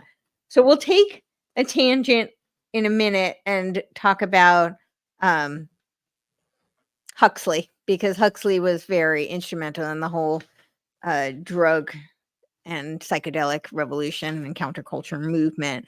But I wanted to mention, because you were talking about futurists, and Fred Emery, who was a senior member at Tavistock, wrote something called The Futures We're in 1975. Yeah. And then there was also and this was done as a like government document, I think in conjunction with Stanford Research You say, yeah. Institute, was The Changing Images of Man. And that's going to be one that I think I'm going to do a deep dive. Yes, Jolly West. Somebody wrote, yep, Jolly West. So I'm going to do a deep dive on Changing Images of Man, because Changing Images of Man was, I think, so instrumental to what we're seeing today. They really wanted to, like, all these things we hear about, like changing the behavior of man, and turning them into and taking them out of the individual into the collective, the group dynamics, and making them part of a lot of this comes out of that document, The Changing Images of Man. And I think what they're doing, when you were talking about, like, this is of course just my conjectures, but when you were talking about like taking them out of the workforce and now putting them back in, I think part of also what's going on is the part of this dialectical progression is going to be, then they're going to create this digital world. So they're putting them back into the Yes. workforce, right? And they're studying how they work collectively in groups. I think they're using also, there's all this technology on the side, right? All the social media groups that are going on. There's a lot of that, and there's a lot of cognitive infiltration that's happening within these different social media groups. Definitely. And so I think this Metaverse twinning, I think. Metaverse twinning. Alison McDowell talks about that a lot. I don't know if you know I her. I haven't watched her. I've seen like little clips, but Yeah, Wrench I in think the I would like Gears is her work. her. Yeah, man, she was calling this stuff right before it happened, and it sounded absolutely crazy. Yeah, Like, well, the metaverse was introduced during COVID, if you'll recall, like, I remember know. Facebook changed to Meta? And, I mean, like, right before that happened, I was talking to her, and she was just saying how they have kids, they wanna get, like, computers in the hands of kids everywhere, teach everyone to code because they're building the virtual world, and, I mean, it was like, "Are you Like, what are you what are you talking about? talking?" Right, like, I mean, "You're talking about 50 years." She's like, "No, now." I was like, "No way." And, like, 6 months later, it just exploded onto the scene. I was like, "Wow." Well, we She's talked about, I think we mentioned it briefly last time, the smart cards. Um, and she that was talking came about virtual assistants like Kathy, the virtual, like, check-in homeschooling, check-in assistant, like, so the kids know and they have to, like, do you have your inhaler with you and all this kind of stuff that is definitely came down during COVID, and Well, and she saw it that all coming. I think a lot of that is programming for Agenda 2050. So people can go and look this up right now. It's like on there, and a lot of that is they're using like biometric data for to revamp the like health care system. Yeah. I mean, And Allison is saying we're just preparing to be in an open air prison. we are. That's essentially what it seems like. Well, so the smart cards, and I know we did mention it last time, but I think they're totally related to all of this, and that was done in the 90s under Tavistock. All the research, and it was both the U.S. and the U.K. that they were doing this, and it was all about creating the global citizen and the global worker. And you couldn't work, of course, without it. And now it was just yesterday the EU, or maybe it was not yesterday, but it was really recent. The EU passed the digital ID connected to the digital wallet. So it looks like that was kind of foreshadowing for all of that. All right, so yeah. Huxley, he was the case officer for Britain's Opium War. He spearheaded Tavistock's plan for the pharmaceutical control. I want to read if I Oh, can. interesting. So the drug thing wasn't just about money, it's also about control. Yes, and I have a really great It's quote. socially, it's certainly a massive social, like, I don't know, I'm sure I've mentioned this, but 2 of my siblings had drug-related deaths. Not So true. one, yeah, one died of, they say died of AIDS, but he died of AZT poisoning after a false positive of AIDS after years of IV drug use. He was completely healthy and they totally killed him. And then, yeah, and then my sister died with a needle in her arm from fentanyl. She was in like some kind of involuntary incarceration. It's a very long story I won't get into, but they were letting her out after 60 days. And one of my sisters and I were like calling, like, don't let her out. You cannot let her out. She will be dead within 24 hours. And she was, because you can't, people don't, and it had fentanyl in the junk. But I'm just saying, like, when you see that and you think like this is this, there's no reason for this, the entire country to be, and 2 of my cousins in my entire country, because of New York, to Right. be just awash in deadly drugs and have this a normal rite of passage for absolutely everyone to dabble with drugs. And some people it catches on and some people it doesn't. I mean, it's obviously they can control the society if they want to, and they don't want to. So the drug thing, it's such a big element of social strata and everything right now, in my opinion. Yeah, no, I think wow, that's so sad. Oh, it's super sad. I mean, my mother had 9 kids, and I just can't believe that she can just soldiers on and has such a great attitude, but, like, and I can see it in too also with my cousins, that it's just devastating, and I feel like it absolutely has so much power politically, socially, economically, and now you're saying kind of like that, you're telling me those people were in on it. To Oh, they me, were. it's intentionally a psychological tool as well. Yeah, and that's what all the stuff they were studying was. Yeah, he was because Huxley was one of their main propagandists and recruiters. He first tried LSD himself when he was in 1955, and he got it from Al Hubbard. I thought that was interesting. They call him Captain, and he was rumored to have connections with MK Ultra. I don't know. I don't have actual evidence of that, Who? but Which one? that's the rumor. Uh, Huxley? no, not Huxley. Hubbard. Al Hubbard. Oh, L. Ron Hubbard? Yeah, he was Yes. rumored Oh, to. yeah, I have a book here about Jack Parsons, Okay. here in Pasadena, who was a Oh yeah. Satanist and did basically founded JPL or whatever. Right. And he interacted with Aldous Huxley, and L. Ron Hubbard, if I recall correctly. And the idea was L. Ron Hubbard definitely was like military intelligence and started a religion. you Yeah, know? that's kind of yeah, what He I was a heard as sci-fi well. writer. A lot of them are Yeah, sci-fi he was. writers. A Yeah. lot of them, they're like, Oh, that's very big. Sci-fi writing. I don't well, know if it's programming or what. we know that, I mean, there's a long history of I mean, with film and music in general, but there's a long history, particularly with science fiction, and the intelligence departments. I mean, one of the speeches I just did, I showed, like, you can just go on the CIA's website and it shows you, like, you can apply for, to film liaison division. They literally have a film liaison division, like, Oh, I think there were ads for that recently, like, yeah, I join mean, the this is, like, CIA, very spy on public. your friends, It's not like they're whatever. hiding this, No. and then people are like, "No, the CIA is not work that's like conspiracy theory." I'm like, "Go to their Like, website." yeah, Like, here's the dude, I don't know what to application. tell you. It's right there out in the open. And they talk about, like, which films they've worked on and consulted and television shows, and yeah. So that's just, like, fact.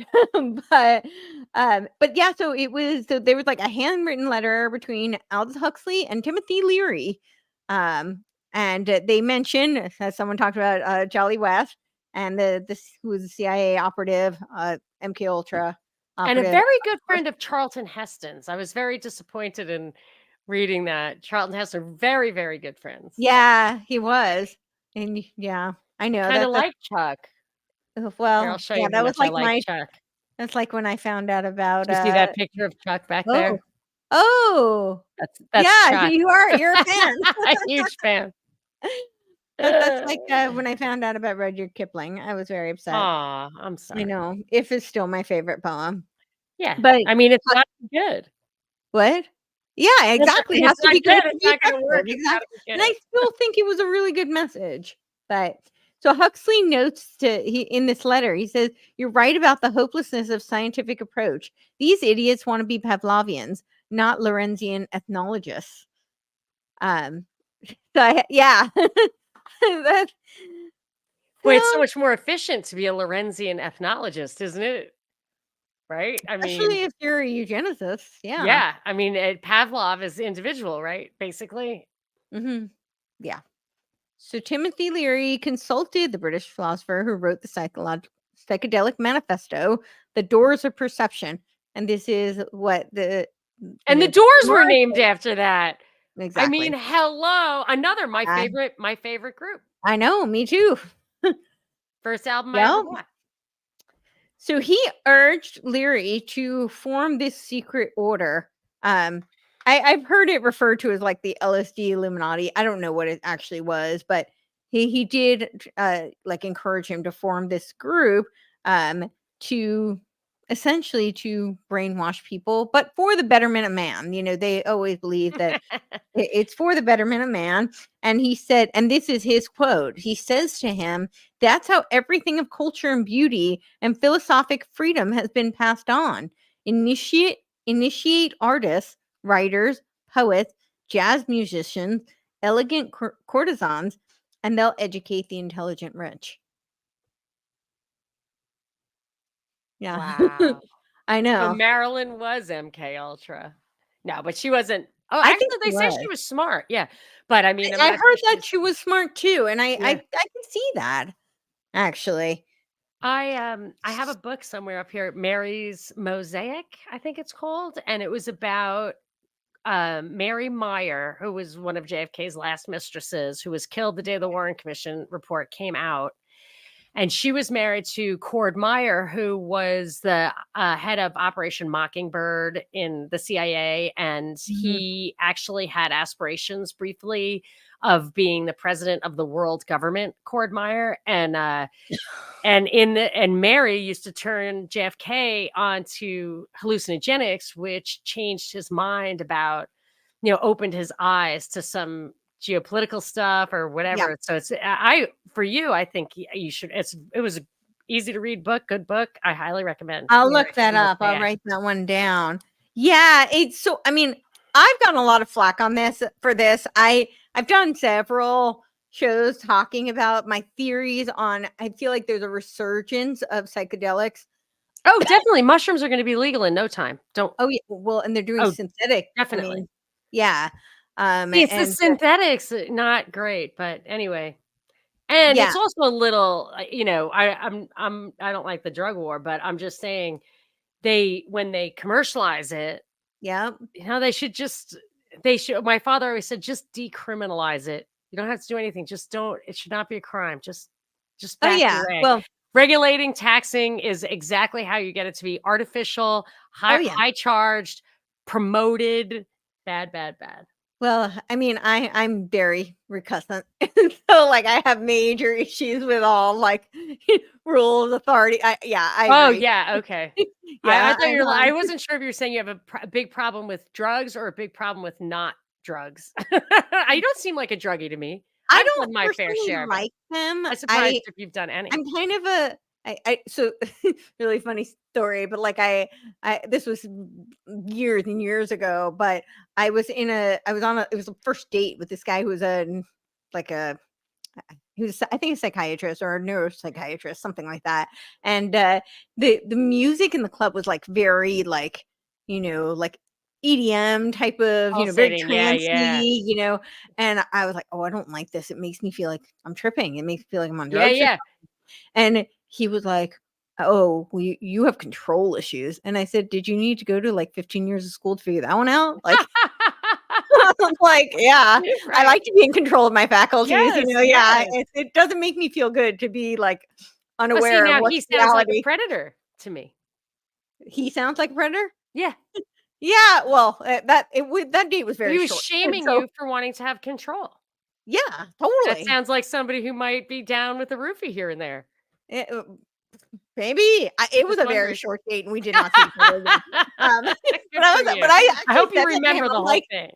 "Did you need to go to, like, decades of school to figure that one out? Like, I could have told you that." Yeah, obviously. But so I don't like drugs. I don't even like to get super drunk. I just feel Yeah, like good I for mean, you. I enjoy a glass of wine or whatever here and there, but I don't like the feeling of being like, I don't know what's real, what's not. I don't know Mhm. what I said, what I didn't say. That's just me.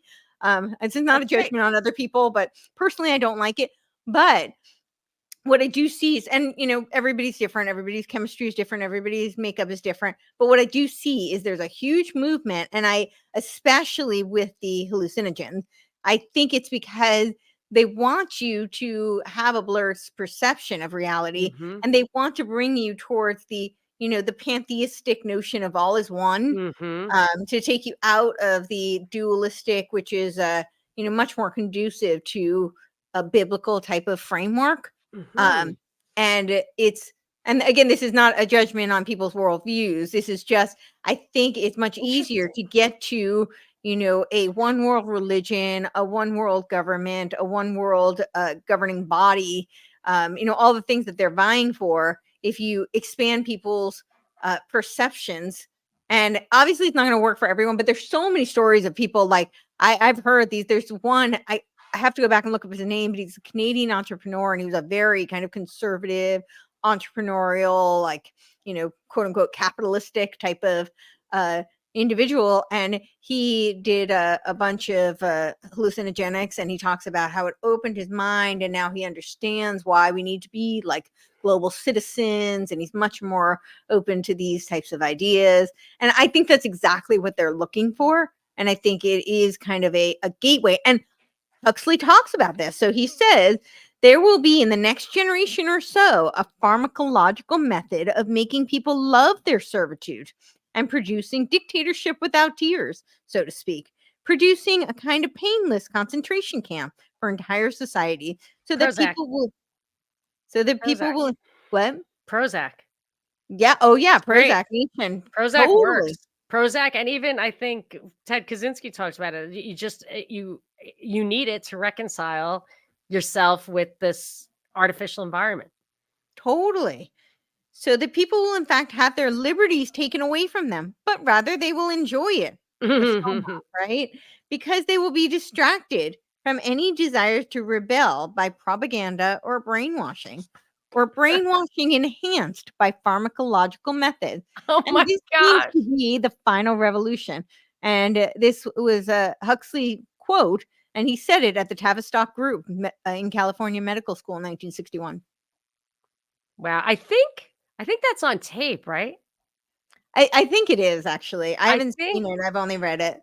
my former partner Binkley, I think that was the first thing he ever sent me was that tape. I don't remember. Or maybe it was that or like um no, I think that was it. And it was amazing. It was just a really like then I knew there were I mean, smoking spell it out. guns.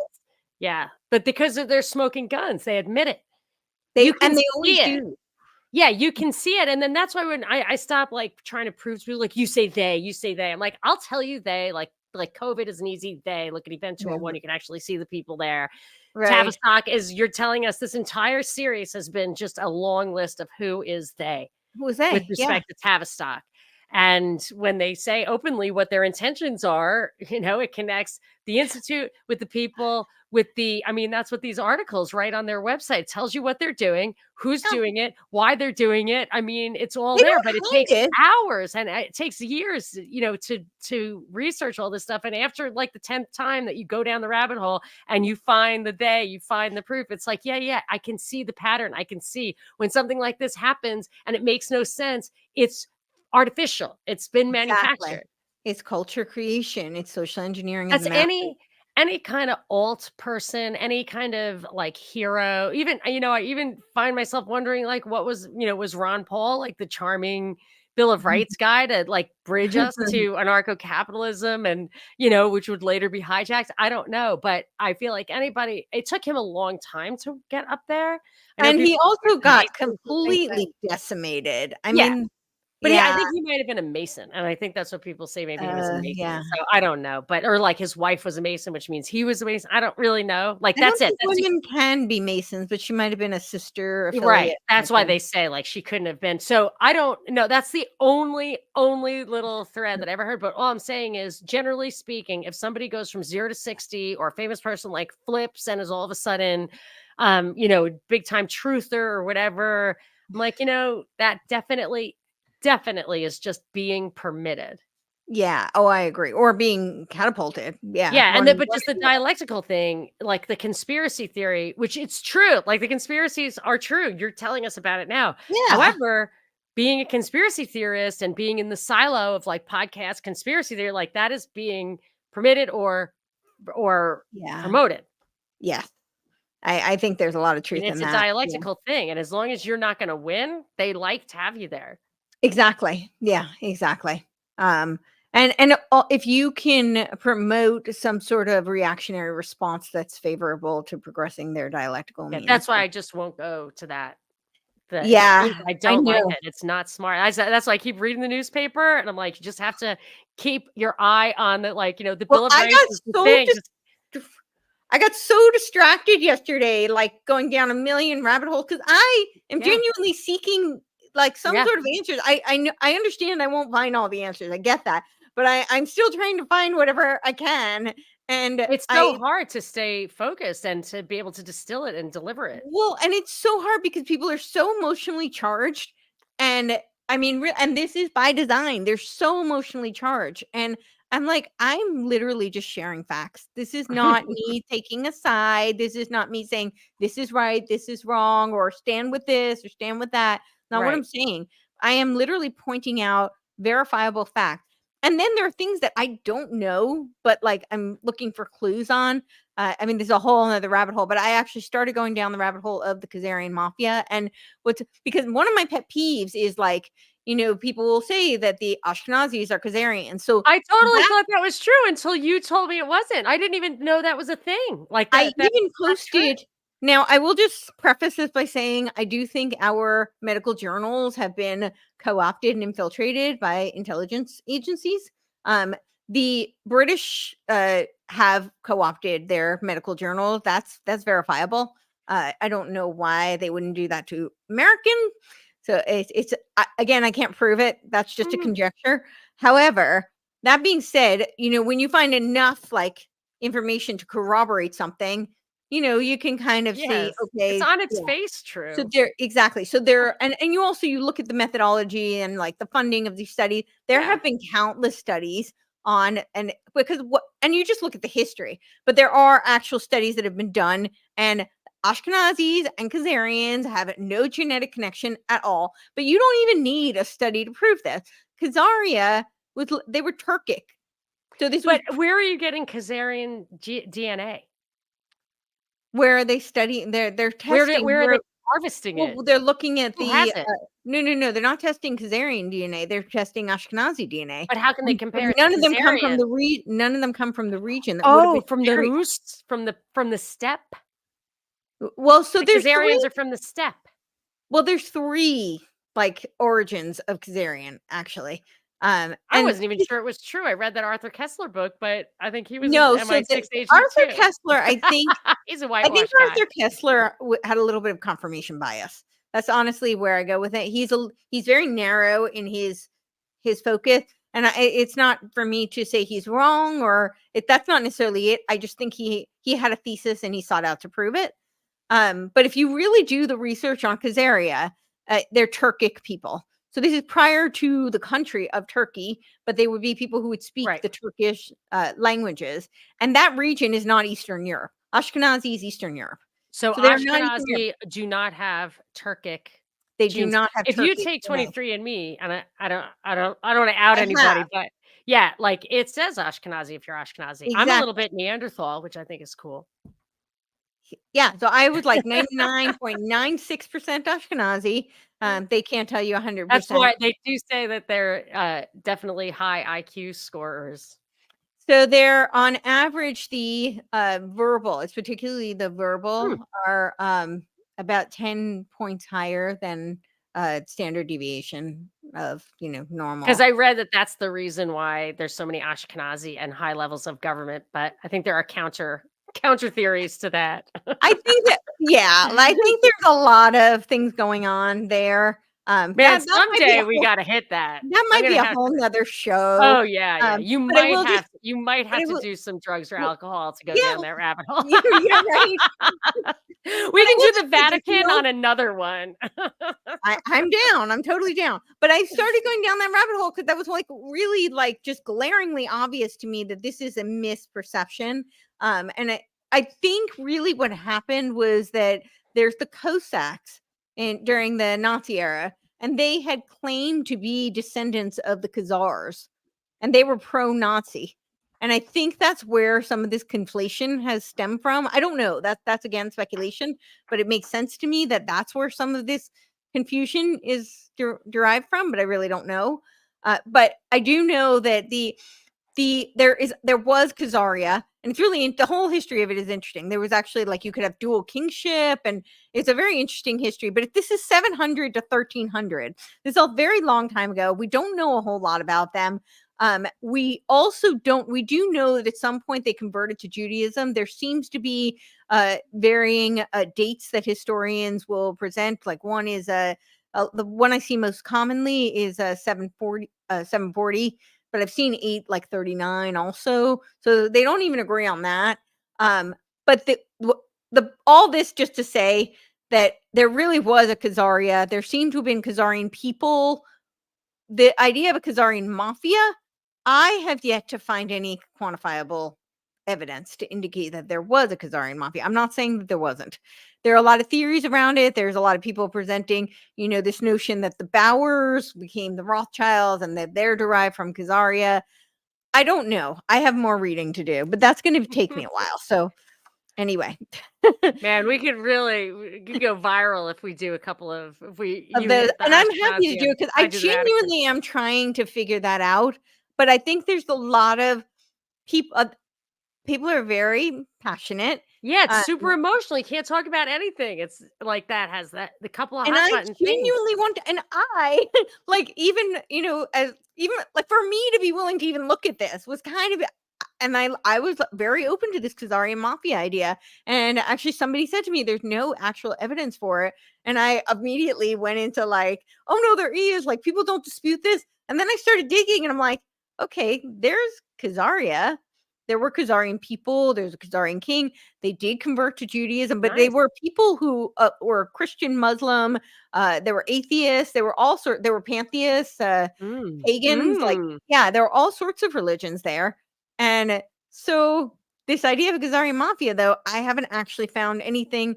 I would, like I said, I'd have to do some real digging, and I might get some books and figure that out. But I don't know if I'll actually come up with the answer, but I'll maybe be closer than I am now. So, but anyway, so back to Tavistock. Of course, there was all these there was the whole 60s movement, which was definitely the counterculture they were very instrumental in.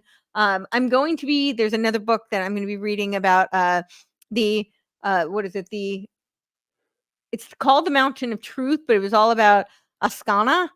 And it was Otto von Gross was like the leader of this Ascana kind of essentially cult.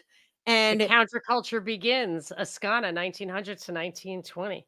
yep, so it's earlier, but I think it was a precursor to what we saw in the 60s. Interesting. And he was actually in that movie about Freud and Jung, when they had that like patient that they fought over. Oh, It was yeah, I Otto need a von link Gross. to that too. Mm-hmm. Yep.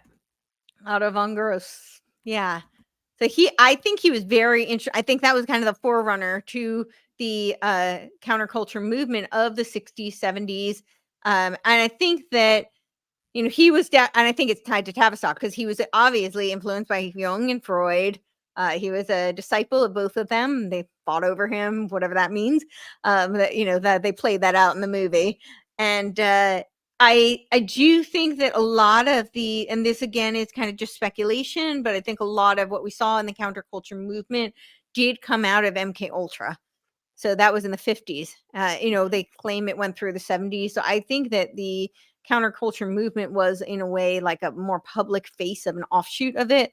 And then of course they really co-opted the arts through this, some of this was like Cold War research too. Like a lot of the modern art was used as Cold War research. They were like the Impressionists and like Jackson Pollock was an example Mhm, of Cold mhm. War kind of propaganda and research. So then we have Marilyn Ferguson wrote The Age of Aquarian Conspiracy, and that was also connected to the Stanford Research Institute. And it was a study on how to transform the United States into Aldous Huxley's Brave New World. Yeah, That's a I haven't done a deep dive on the Age of the Aquarian Conspiracy, but that's definitely on my list to do as well. Oh, this was something I wanted to say. Somebody was saying to me, like, this was on Twitter, but I should just stay off there. But there was like somebody arguing with me about, they were talking about think tanks and how the UN and like UNESCO is like really involved in think tanks. And I talked about the Tavistock connection, and they were like, well, I see Chatham House as being higher than Tavistock. And I was like, you were talking about think tank. Chatham House to me is a steering committee. Mhm, I mhm. don't really see them as like a think tank per se. But I will say this, you had asked before about the connections of Tavistock, and Tavistock seems very connected to all these steering committees. So you could look at it as like a hierarchy. I look at it a little bit more like a web, and I look at it as like feedback loops. So Tavistock does a lot of this research and experimentation, and I think that they then codify kind of methodology, and then that gets used by these steering committees. So it gets used by things like the Royal Institute of International Affairs, the obviously other think tanks like RAND, Stanford Research Institute, Chatham House, Council of Foreign Relations. I mean, we could go on and on, but I think, and of course, the World Economic Forum, some of these ones that we hear of today, the UN. I think a lot of the research that's done out of Tavistock is being used towards. I've talked a little bit about this, but there's something called the UN 100. So they're basically doing like a centennial imagining of what the world will be in 100 years anniversary of the UN.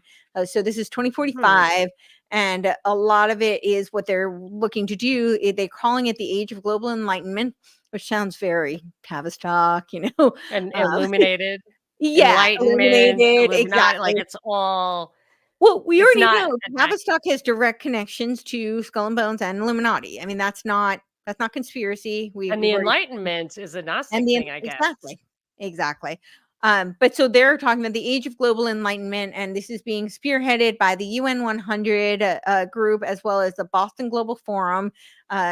It's Michael Dukakis, the former Massachusetts governor, who just celebrated his 90th birthday, has written a book on it, and he's kind of spearheading a lot of this. But Did what you just they're say doing. heading? Yeah, right, right. That No, was good. I That was good. co-spearheading, yeah. Spearheading.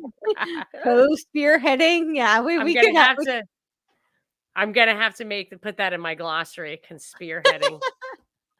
co-spearheading, Not con-spearheading, yeah. like conspiracy and spearheading. Yeah. I'm going for it. I gotta put that in my glossary. Okay, keep going.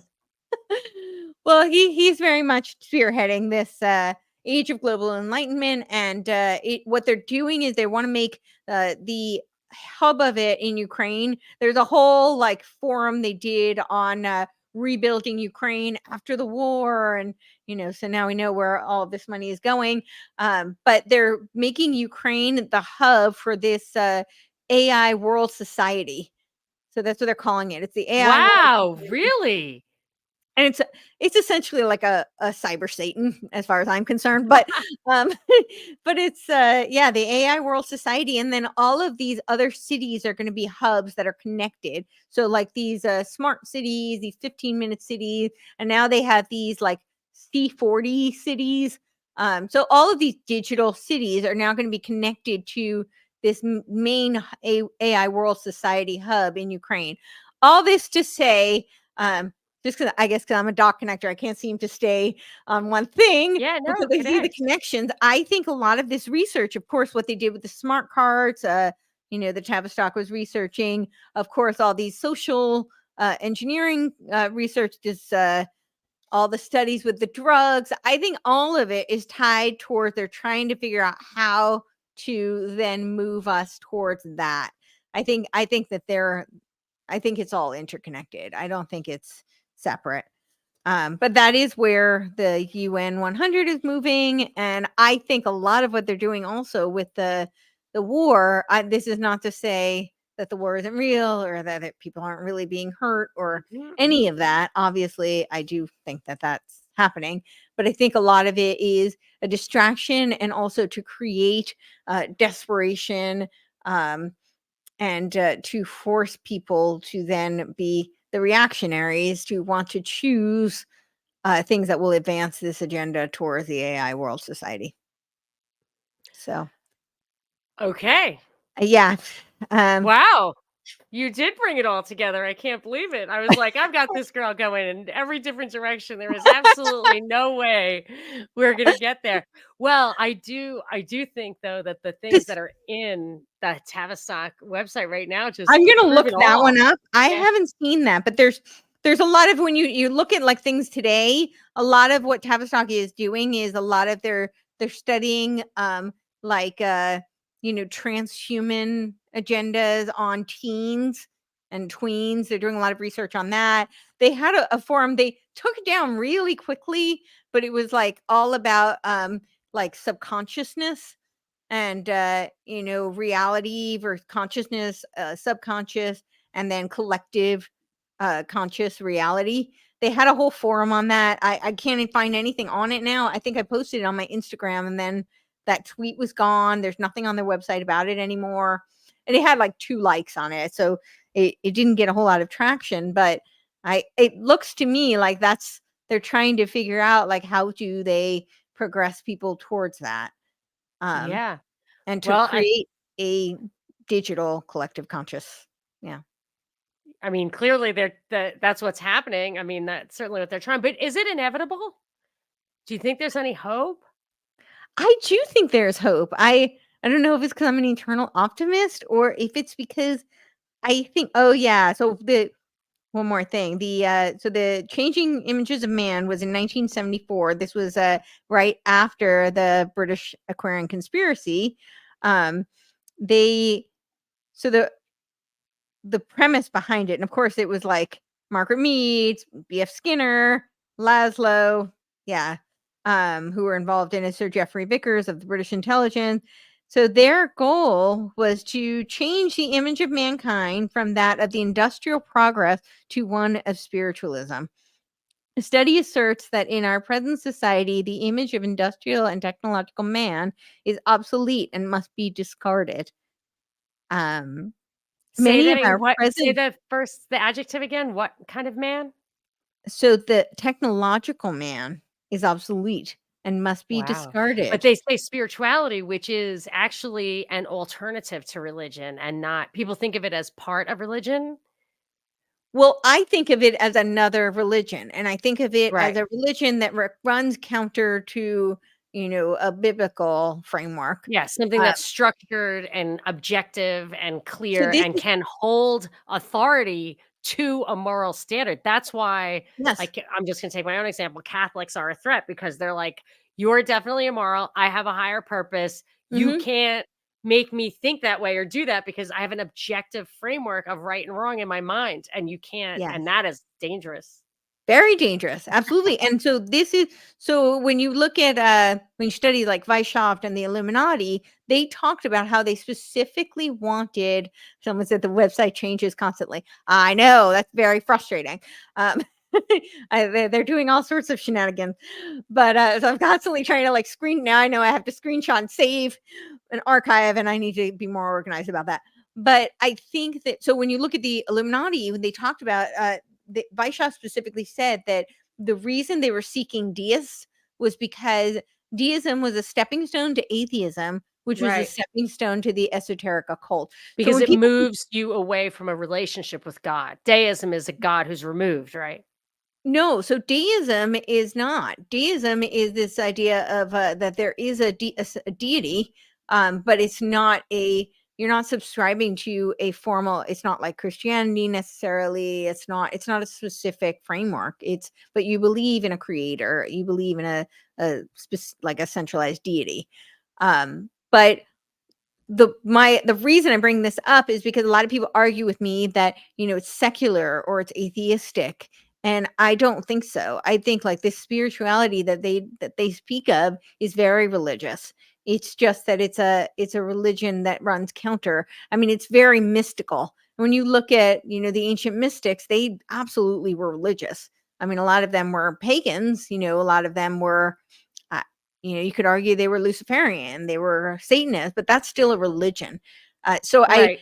I actually think it's the I think that what's happened in our modern culture is atheism has become a boogeyman, because they want to Mhm. point the finger, and this is what they did with a lot of us has to do with our education system because they took they said there had to be separation of the church and state, and so they took religion out of the schools under the premise that if it's a government school then there's no place for religion. However, what did they do? So they claim that it's atheistic or it's secular, but the reality is they've replaced it with Marxism, which we Yeah. know is Satanism. And I'm not like making that's not like a No, really, hyperbolic you've claim. flashed It is books. actually yeah, exactly. You have 2 With books on that, on yeah, Marx as a Satanist. Rembrandt and Kengor But yeah, are they the two can't authors. they cannot excise the religious, like, But framework in so our now souls and minds, and so they just fill it with something else. they wanna point the finger at the secular or because this is part of the distraction, right? So you avert the attention one place while you're really pushing something else forward. Mhm. So I Oh, think interesting. they're advancing their religion, their worldview, because 'cause they're aiming in towards this one world religion, which I think really is kind of I mean, I don't think you have to be religious to see it looks pretty Luciferian. It looks like that's what they're Isn't subscribing. the Lucis Trust actually have the chapel in the UN? Yeah, they do. That's I think, so Dr. Lee and I just started a show, and, I think that's what we're discussing next week is the Theosophists, Oh, and, you're doing a regular show with Dr. Lee? That's yeah, we fantastic. call it Dangerous Dames. We should bring you on sometime. I'm happy to join, but she was the only person who said what I was thinking about the East Palestine thing about the train wreck. She's like, "It's not that it wasn't that bad. Like, the chemicals weren't that Yeah. bad. Like, this is a psyop of" and I was like, "Yes, Yeah, yes, totally." I didn't hear anybody else, and then she really won me over there, so that's fantastic. Great. Well, I don't yeah. need to be on it, but I do wanna listen to it. Yeah, definitely, and both. Excellent.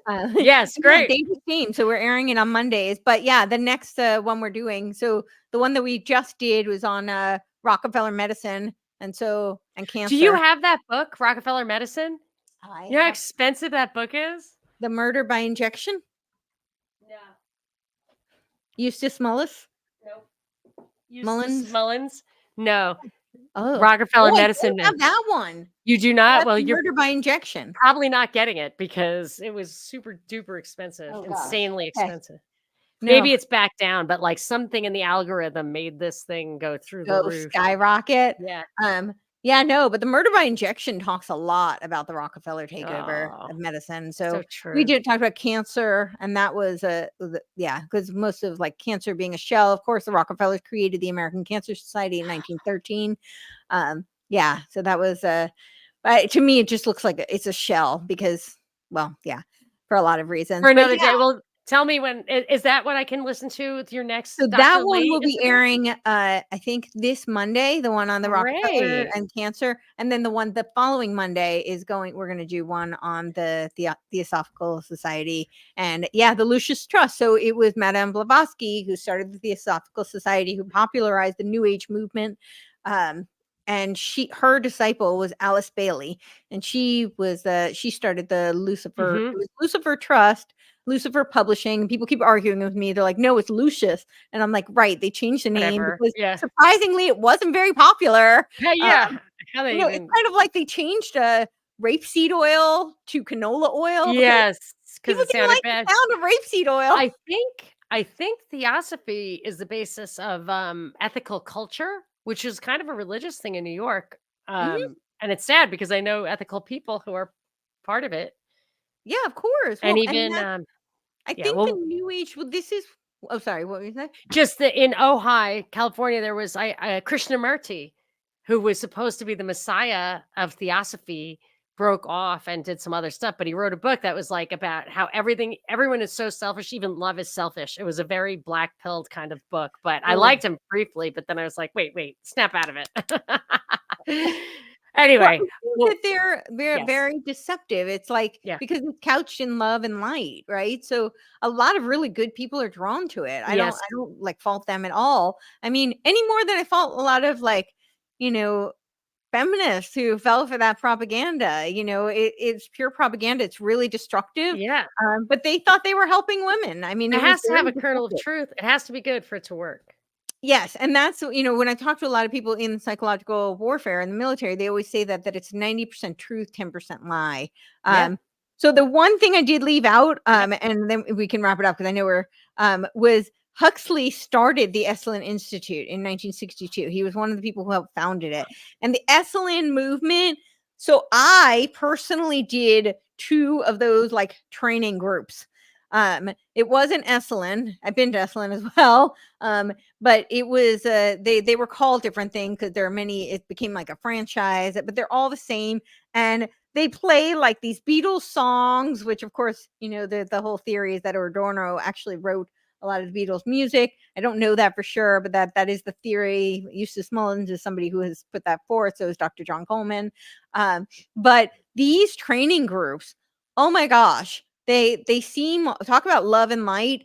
And I remember they played Imagine every time you walked into the room, I the hate song that song. Imagine. Yeah. Yeah, and I remember Imagine there's no religion, then there wouldn't be any war. yeah, and I remember turning to my sister and I'm like, "This is a communist, like, propaganda Yeah, machine." yes. It was like So, I'll tell you, there were 2 different things. One, I think, was that 2010 Rockefeller study on, the 4 scenarios for technology. Do you remember that one of them was, like, hack yes, attack and the other the future scenarios, Yeah. yeah, and then It was it was, Lockstep, Operation Lockstep, which was yes. pages 16 to 26 in that But document. hack attack had a lot of similarities with the COVID thing too. You didn't there Yeah, was another scenario if you read them all. So I believe I'm Cyber just pulling this out of Polygon.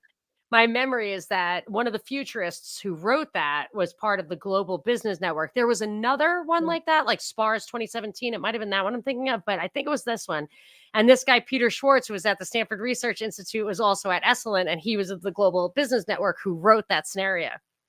Yeah, So them they're friends. all like, that's the thing is, There were many of them. So there was the Event 201, which a lot of people, and they're now working on the Event 2023. yeah. There was the Modi SARS was the German one. There was SPARS document. 2017 SPARS document on the Johns Hopkins website is amazing. It's I know amazing.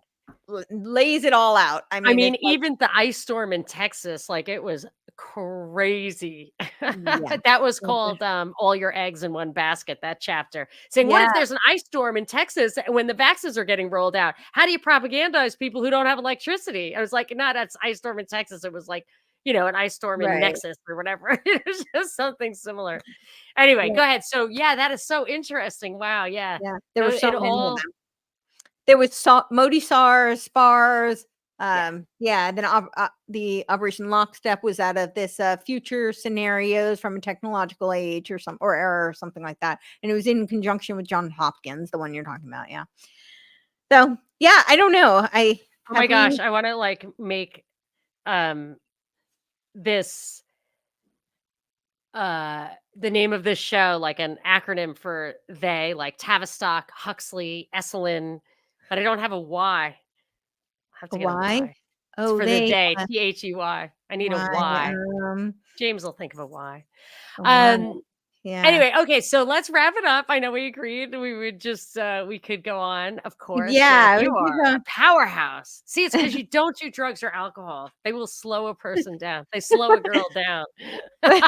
Well, I can't say that I have, I mean, I've definitely had drinks in my life, Yes, and yes, I yes. enjoy a glass of wine here and there, but no, I think that, yeah, they definitely will slow you down. I just don't like to do a lot of recreational drugs because I feel Yeah. like I don't I can't I wanna be in control. Yeah, of course, of But I course. got made so fun of, like, this was always, like, Well, you're safer that way, and plus you had, handicaps, like, who wants to add so a my mental sister handicap? never understood this. Like, this was something we can save this for the personal show, but we used to get into such arguments about this because I think she just like fantasized about me like shrooming with her and whatever. And honestly, it just gives me panic attacks. Like, Yes. I've tried, like, I tried ecstasy. It made me have like Ugh, hallucinations and that trip sounds every crap. time. And I yeah, wouldn't do and that. it Take was some mushrooms, but don't do awful. It ecstasy. was so awful. But Yeah, even because 'cause it's like got speed in it, it's fucked up. it was so awful. No, that's not But good. yeah, I Take don't like Percocet if you have to tripping, do and drugs. I don't like hallucinogens. And a No, lot I of don't it is, blame you, yeah. I think a lot of it has to do with the hearing and the vision. It's like Right. I actually do better with uppers and downers, like, because if my mind is racing, my mind's always kind of racing, so it's not like too crazy for me. But if my body feels like slowed down, or then I feel really out of control. It's like, oh my Yeah, gosh, I I can't. mean, uppers don't really alter the perception the Yeah, way downers do. I like downers, but whatever. yeah, I mean, yeah, I'm not doing drugs every day. I'm just saying if I were to yeah. choose between like alcohol and caffeine, I would choose alcohol every time. But yes, I mean, I'm sure if you don't feel totally like if I were a woman in a room full of men, I would probably not go out of my way to take a mind altering substance that makes me less alert. Right. You know, Yeah. It's just, so I don't know. I just want to make sure there's some little things I didn't leave out. And then we can just wrap this up. Okay, speaking of, so during the 1960s, Tavistock fostered the notion that no criteria for sanity exists, and that psychedelic mind expanding drugs are valuable tools of psychoanalysis. In 1967, that this is when they sponsored the conference on dialectics of liberation. And I haven't done too much research on, but I'm very curious about that because I feel like that's exactly what we're living through now. I don't think that ended in the 60s, but it was chaired by Artie Lang, who we went through before, who is obviously a very big proponent of the drug use. And I think it's really interesting. They keep talking about how Huxley recruited initiates, because that does seem to be, that was what Brave New World was all about, right? Was these classes, and they were going to be doing essentially like genetic breeding and create a caste system. Um, yeah, and well, the transhumanism is about that, right? About having different types of people. and I think that I really Sad. think a lot of these studies on the transgender are to Yeah. foment the transhuman movement. So yeah. Anyway, I think we can probably go on and on, so we can wrap it up. I love it. And you like are hitting the road shortly, right? I I mean, know. Yeah. damn. Damn, Yeah. girl. Um, So that's super awesome. Thank you for sharing that. I can't believe that we got all the way to kind of the present day, but I do recommend I'm putting together the show notes like as we speak. So I hope only Okay. because I don't, when you say stuff, I'm writing it down. So it looks like I'm not paying attention, but I'm just No, trying to no, write no, down that's great. So you the don't forget, references unlike and me. because you lose it forever. We're never going to go back and figure out the 10 books, but now I have them for the show notes. We can put them in there. And I Great, highly recommend people click through because I put those couple of articles that really blew my great. mind Yeah. from the Tavistock website in the here and now. It might go down, like, they might take it down right away, like, that's what I'm gonna happens go with look at it these books, immediately. yeah. And yeah, I'd like to, um, yeah, I will. Well, I'm gonna keep going Check with, it out, yeah. all of this research because Alright, well, we've got a few things. We'll do more Tavistock if you've got it. I want to know Courtenay the woman. I wanna understand what makes Courtenay tick because I'm fascinated. I always wanna interrupt you, be like, "Really? Oh my gosh, how did you do that? How do you know that?" I totally need to get into that your head. We have to do, like, whatever what was the Ashkenazi thing you wanna know? Oh, is there a Khazarian mafia? And I kinda wanna get to the bottom of that. I don't know that I will, but I'll get closer to the truth. you gotta give me the Jesuit Vatican thing. If anyone can take it, I can take it. I can I think take you it. can take it just like I can take the Khazarian mafia Yes. and the, Yeah, uh because Jesuits aren't Catholic in my opinion, like Khazarians aren't right, well, Ashkenazi.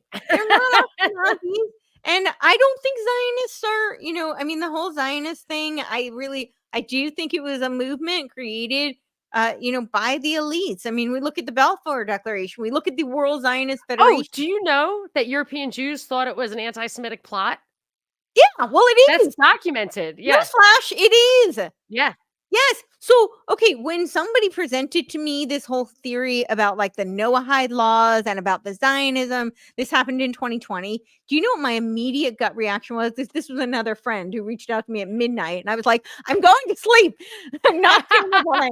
Of Yeah, course, midnight. it's And I didn't yes. sleep for 2 weeks, but my immediate gut reaction before I read, and I'm very open. I will read. I will look. I will Yeah, right, investigate. of course, yeah, But my first gut obviously. reaction was, this is a psyop Yeah, designed to divide Jews and Christians against each other, to overthrow Judaism and Christianity, both of them. That is what it is intended to do. That was my gut reaction. The more research I do, the more yeah. confirmed I feel in my thesis. And for me, when I had that radio show in Atlanta, which was, I think, like 50% Black, people liberals called to say that reparations were the exact same thing. They are, Reparations were a racist plot, of which I course. agree, but I didn't Well, expect it's just every like single affirmative person to call. action, right? Now you don't you question the, ability of the person hired or the person who Yeah. got into a good school because of the Oh, color yeah. of their skin. It totally flips Oh, it. it's totally a racist plot because then you put people in the wrong place. Well, and You put also people now Thomas Sowell you did research on that, like, yeah, or, and you create resentment and anger and, yeah, towards these people, I when if know, they had just been there on their own merit, you I wouldn't. know. Yeah. All right, well, we've got our next shows lined up. Alright. Thank you. Have a safe trip. It's always a pleasure. Oh my gosh, I love it. I Likewise. really appreciate it, and I cannot wait to listen to you and Dr. Lee. I'll put that in the show notes too. Yay. Thank So, all right, you. don't click off. I'm going No. to do an outro, but just you can go do your thing. Just leave your Yes. computer on for a minute. Okay, you got it. Thanks for listening, everybody.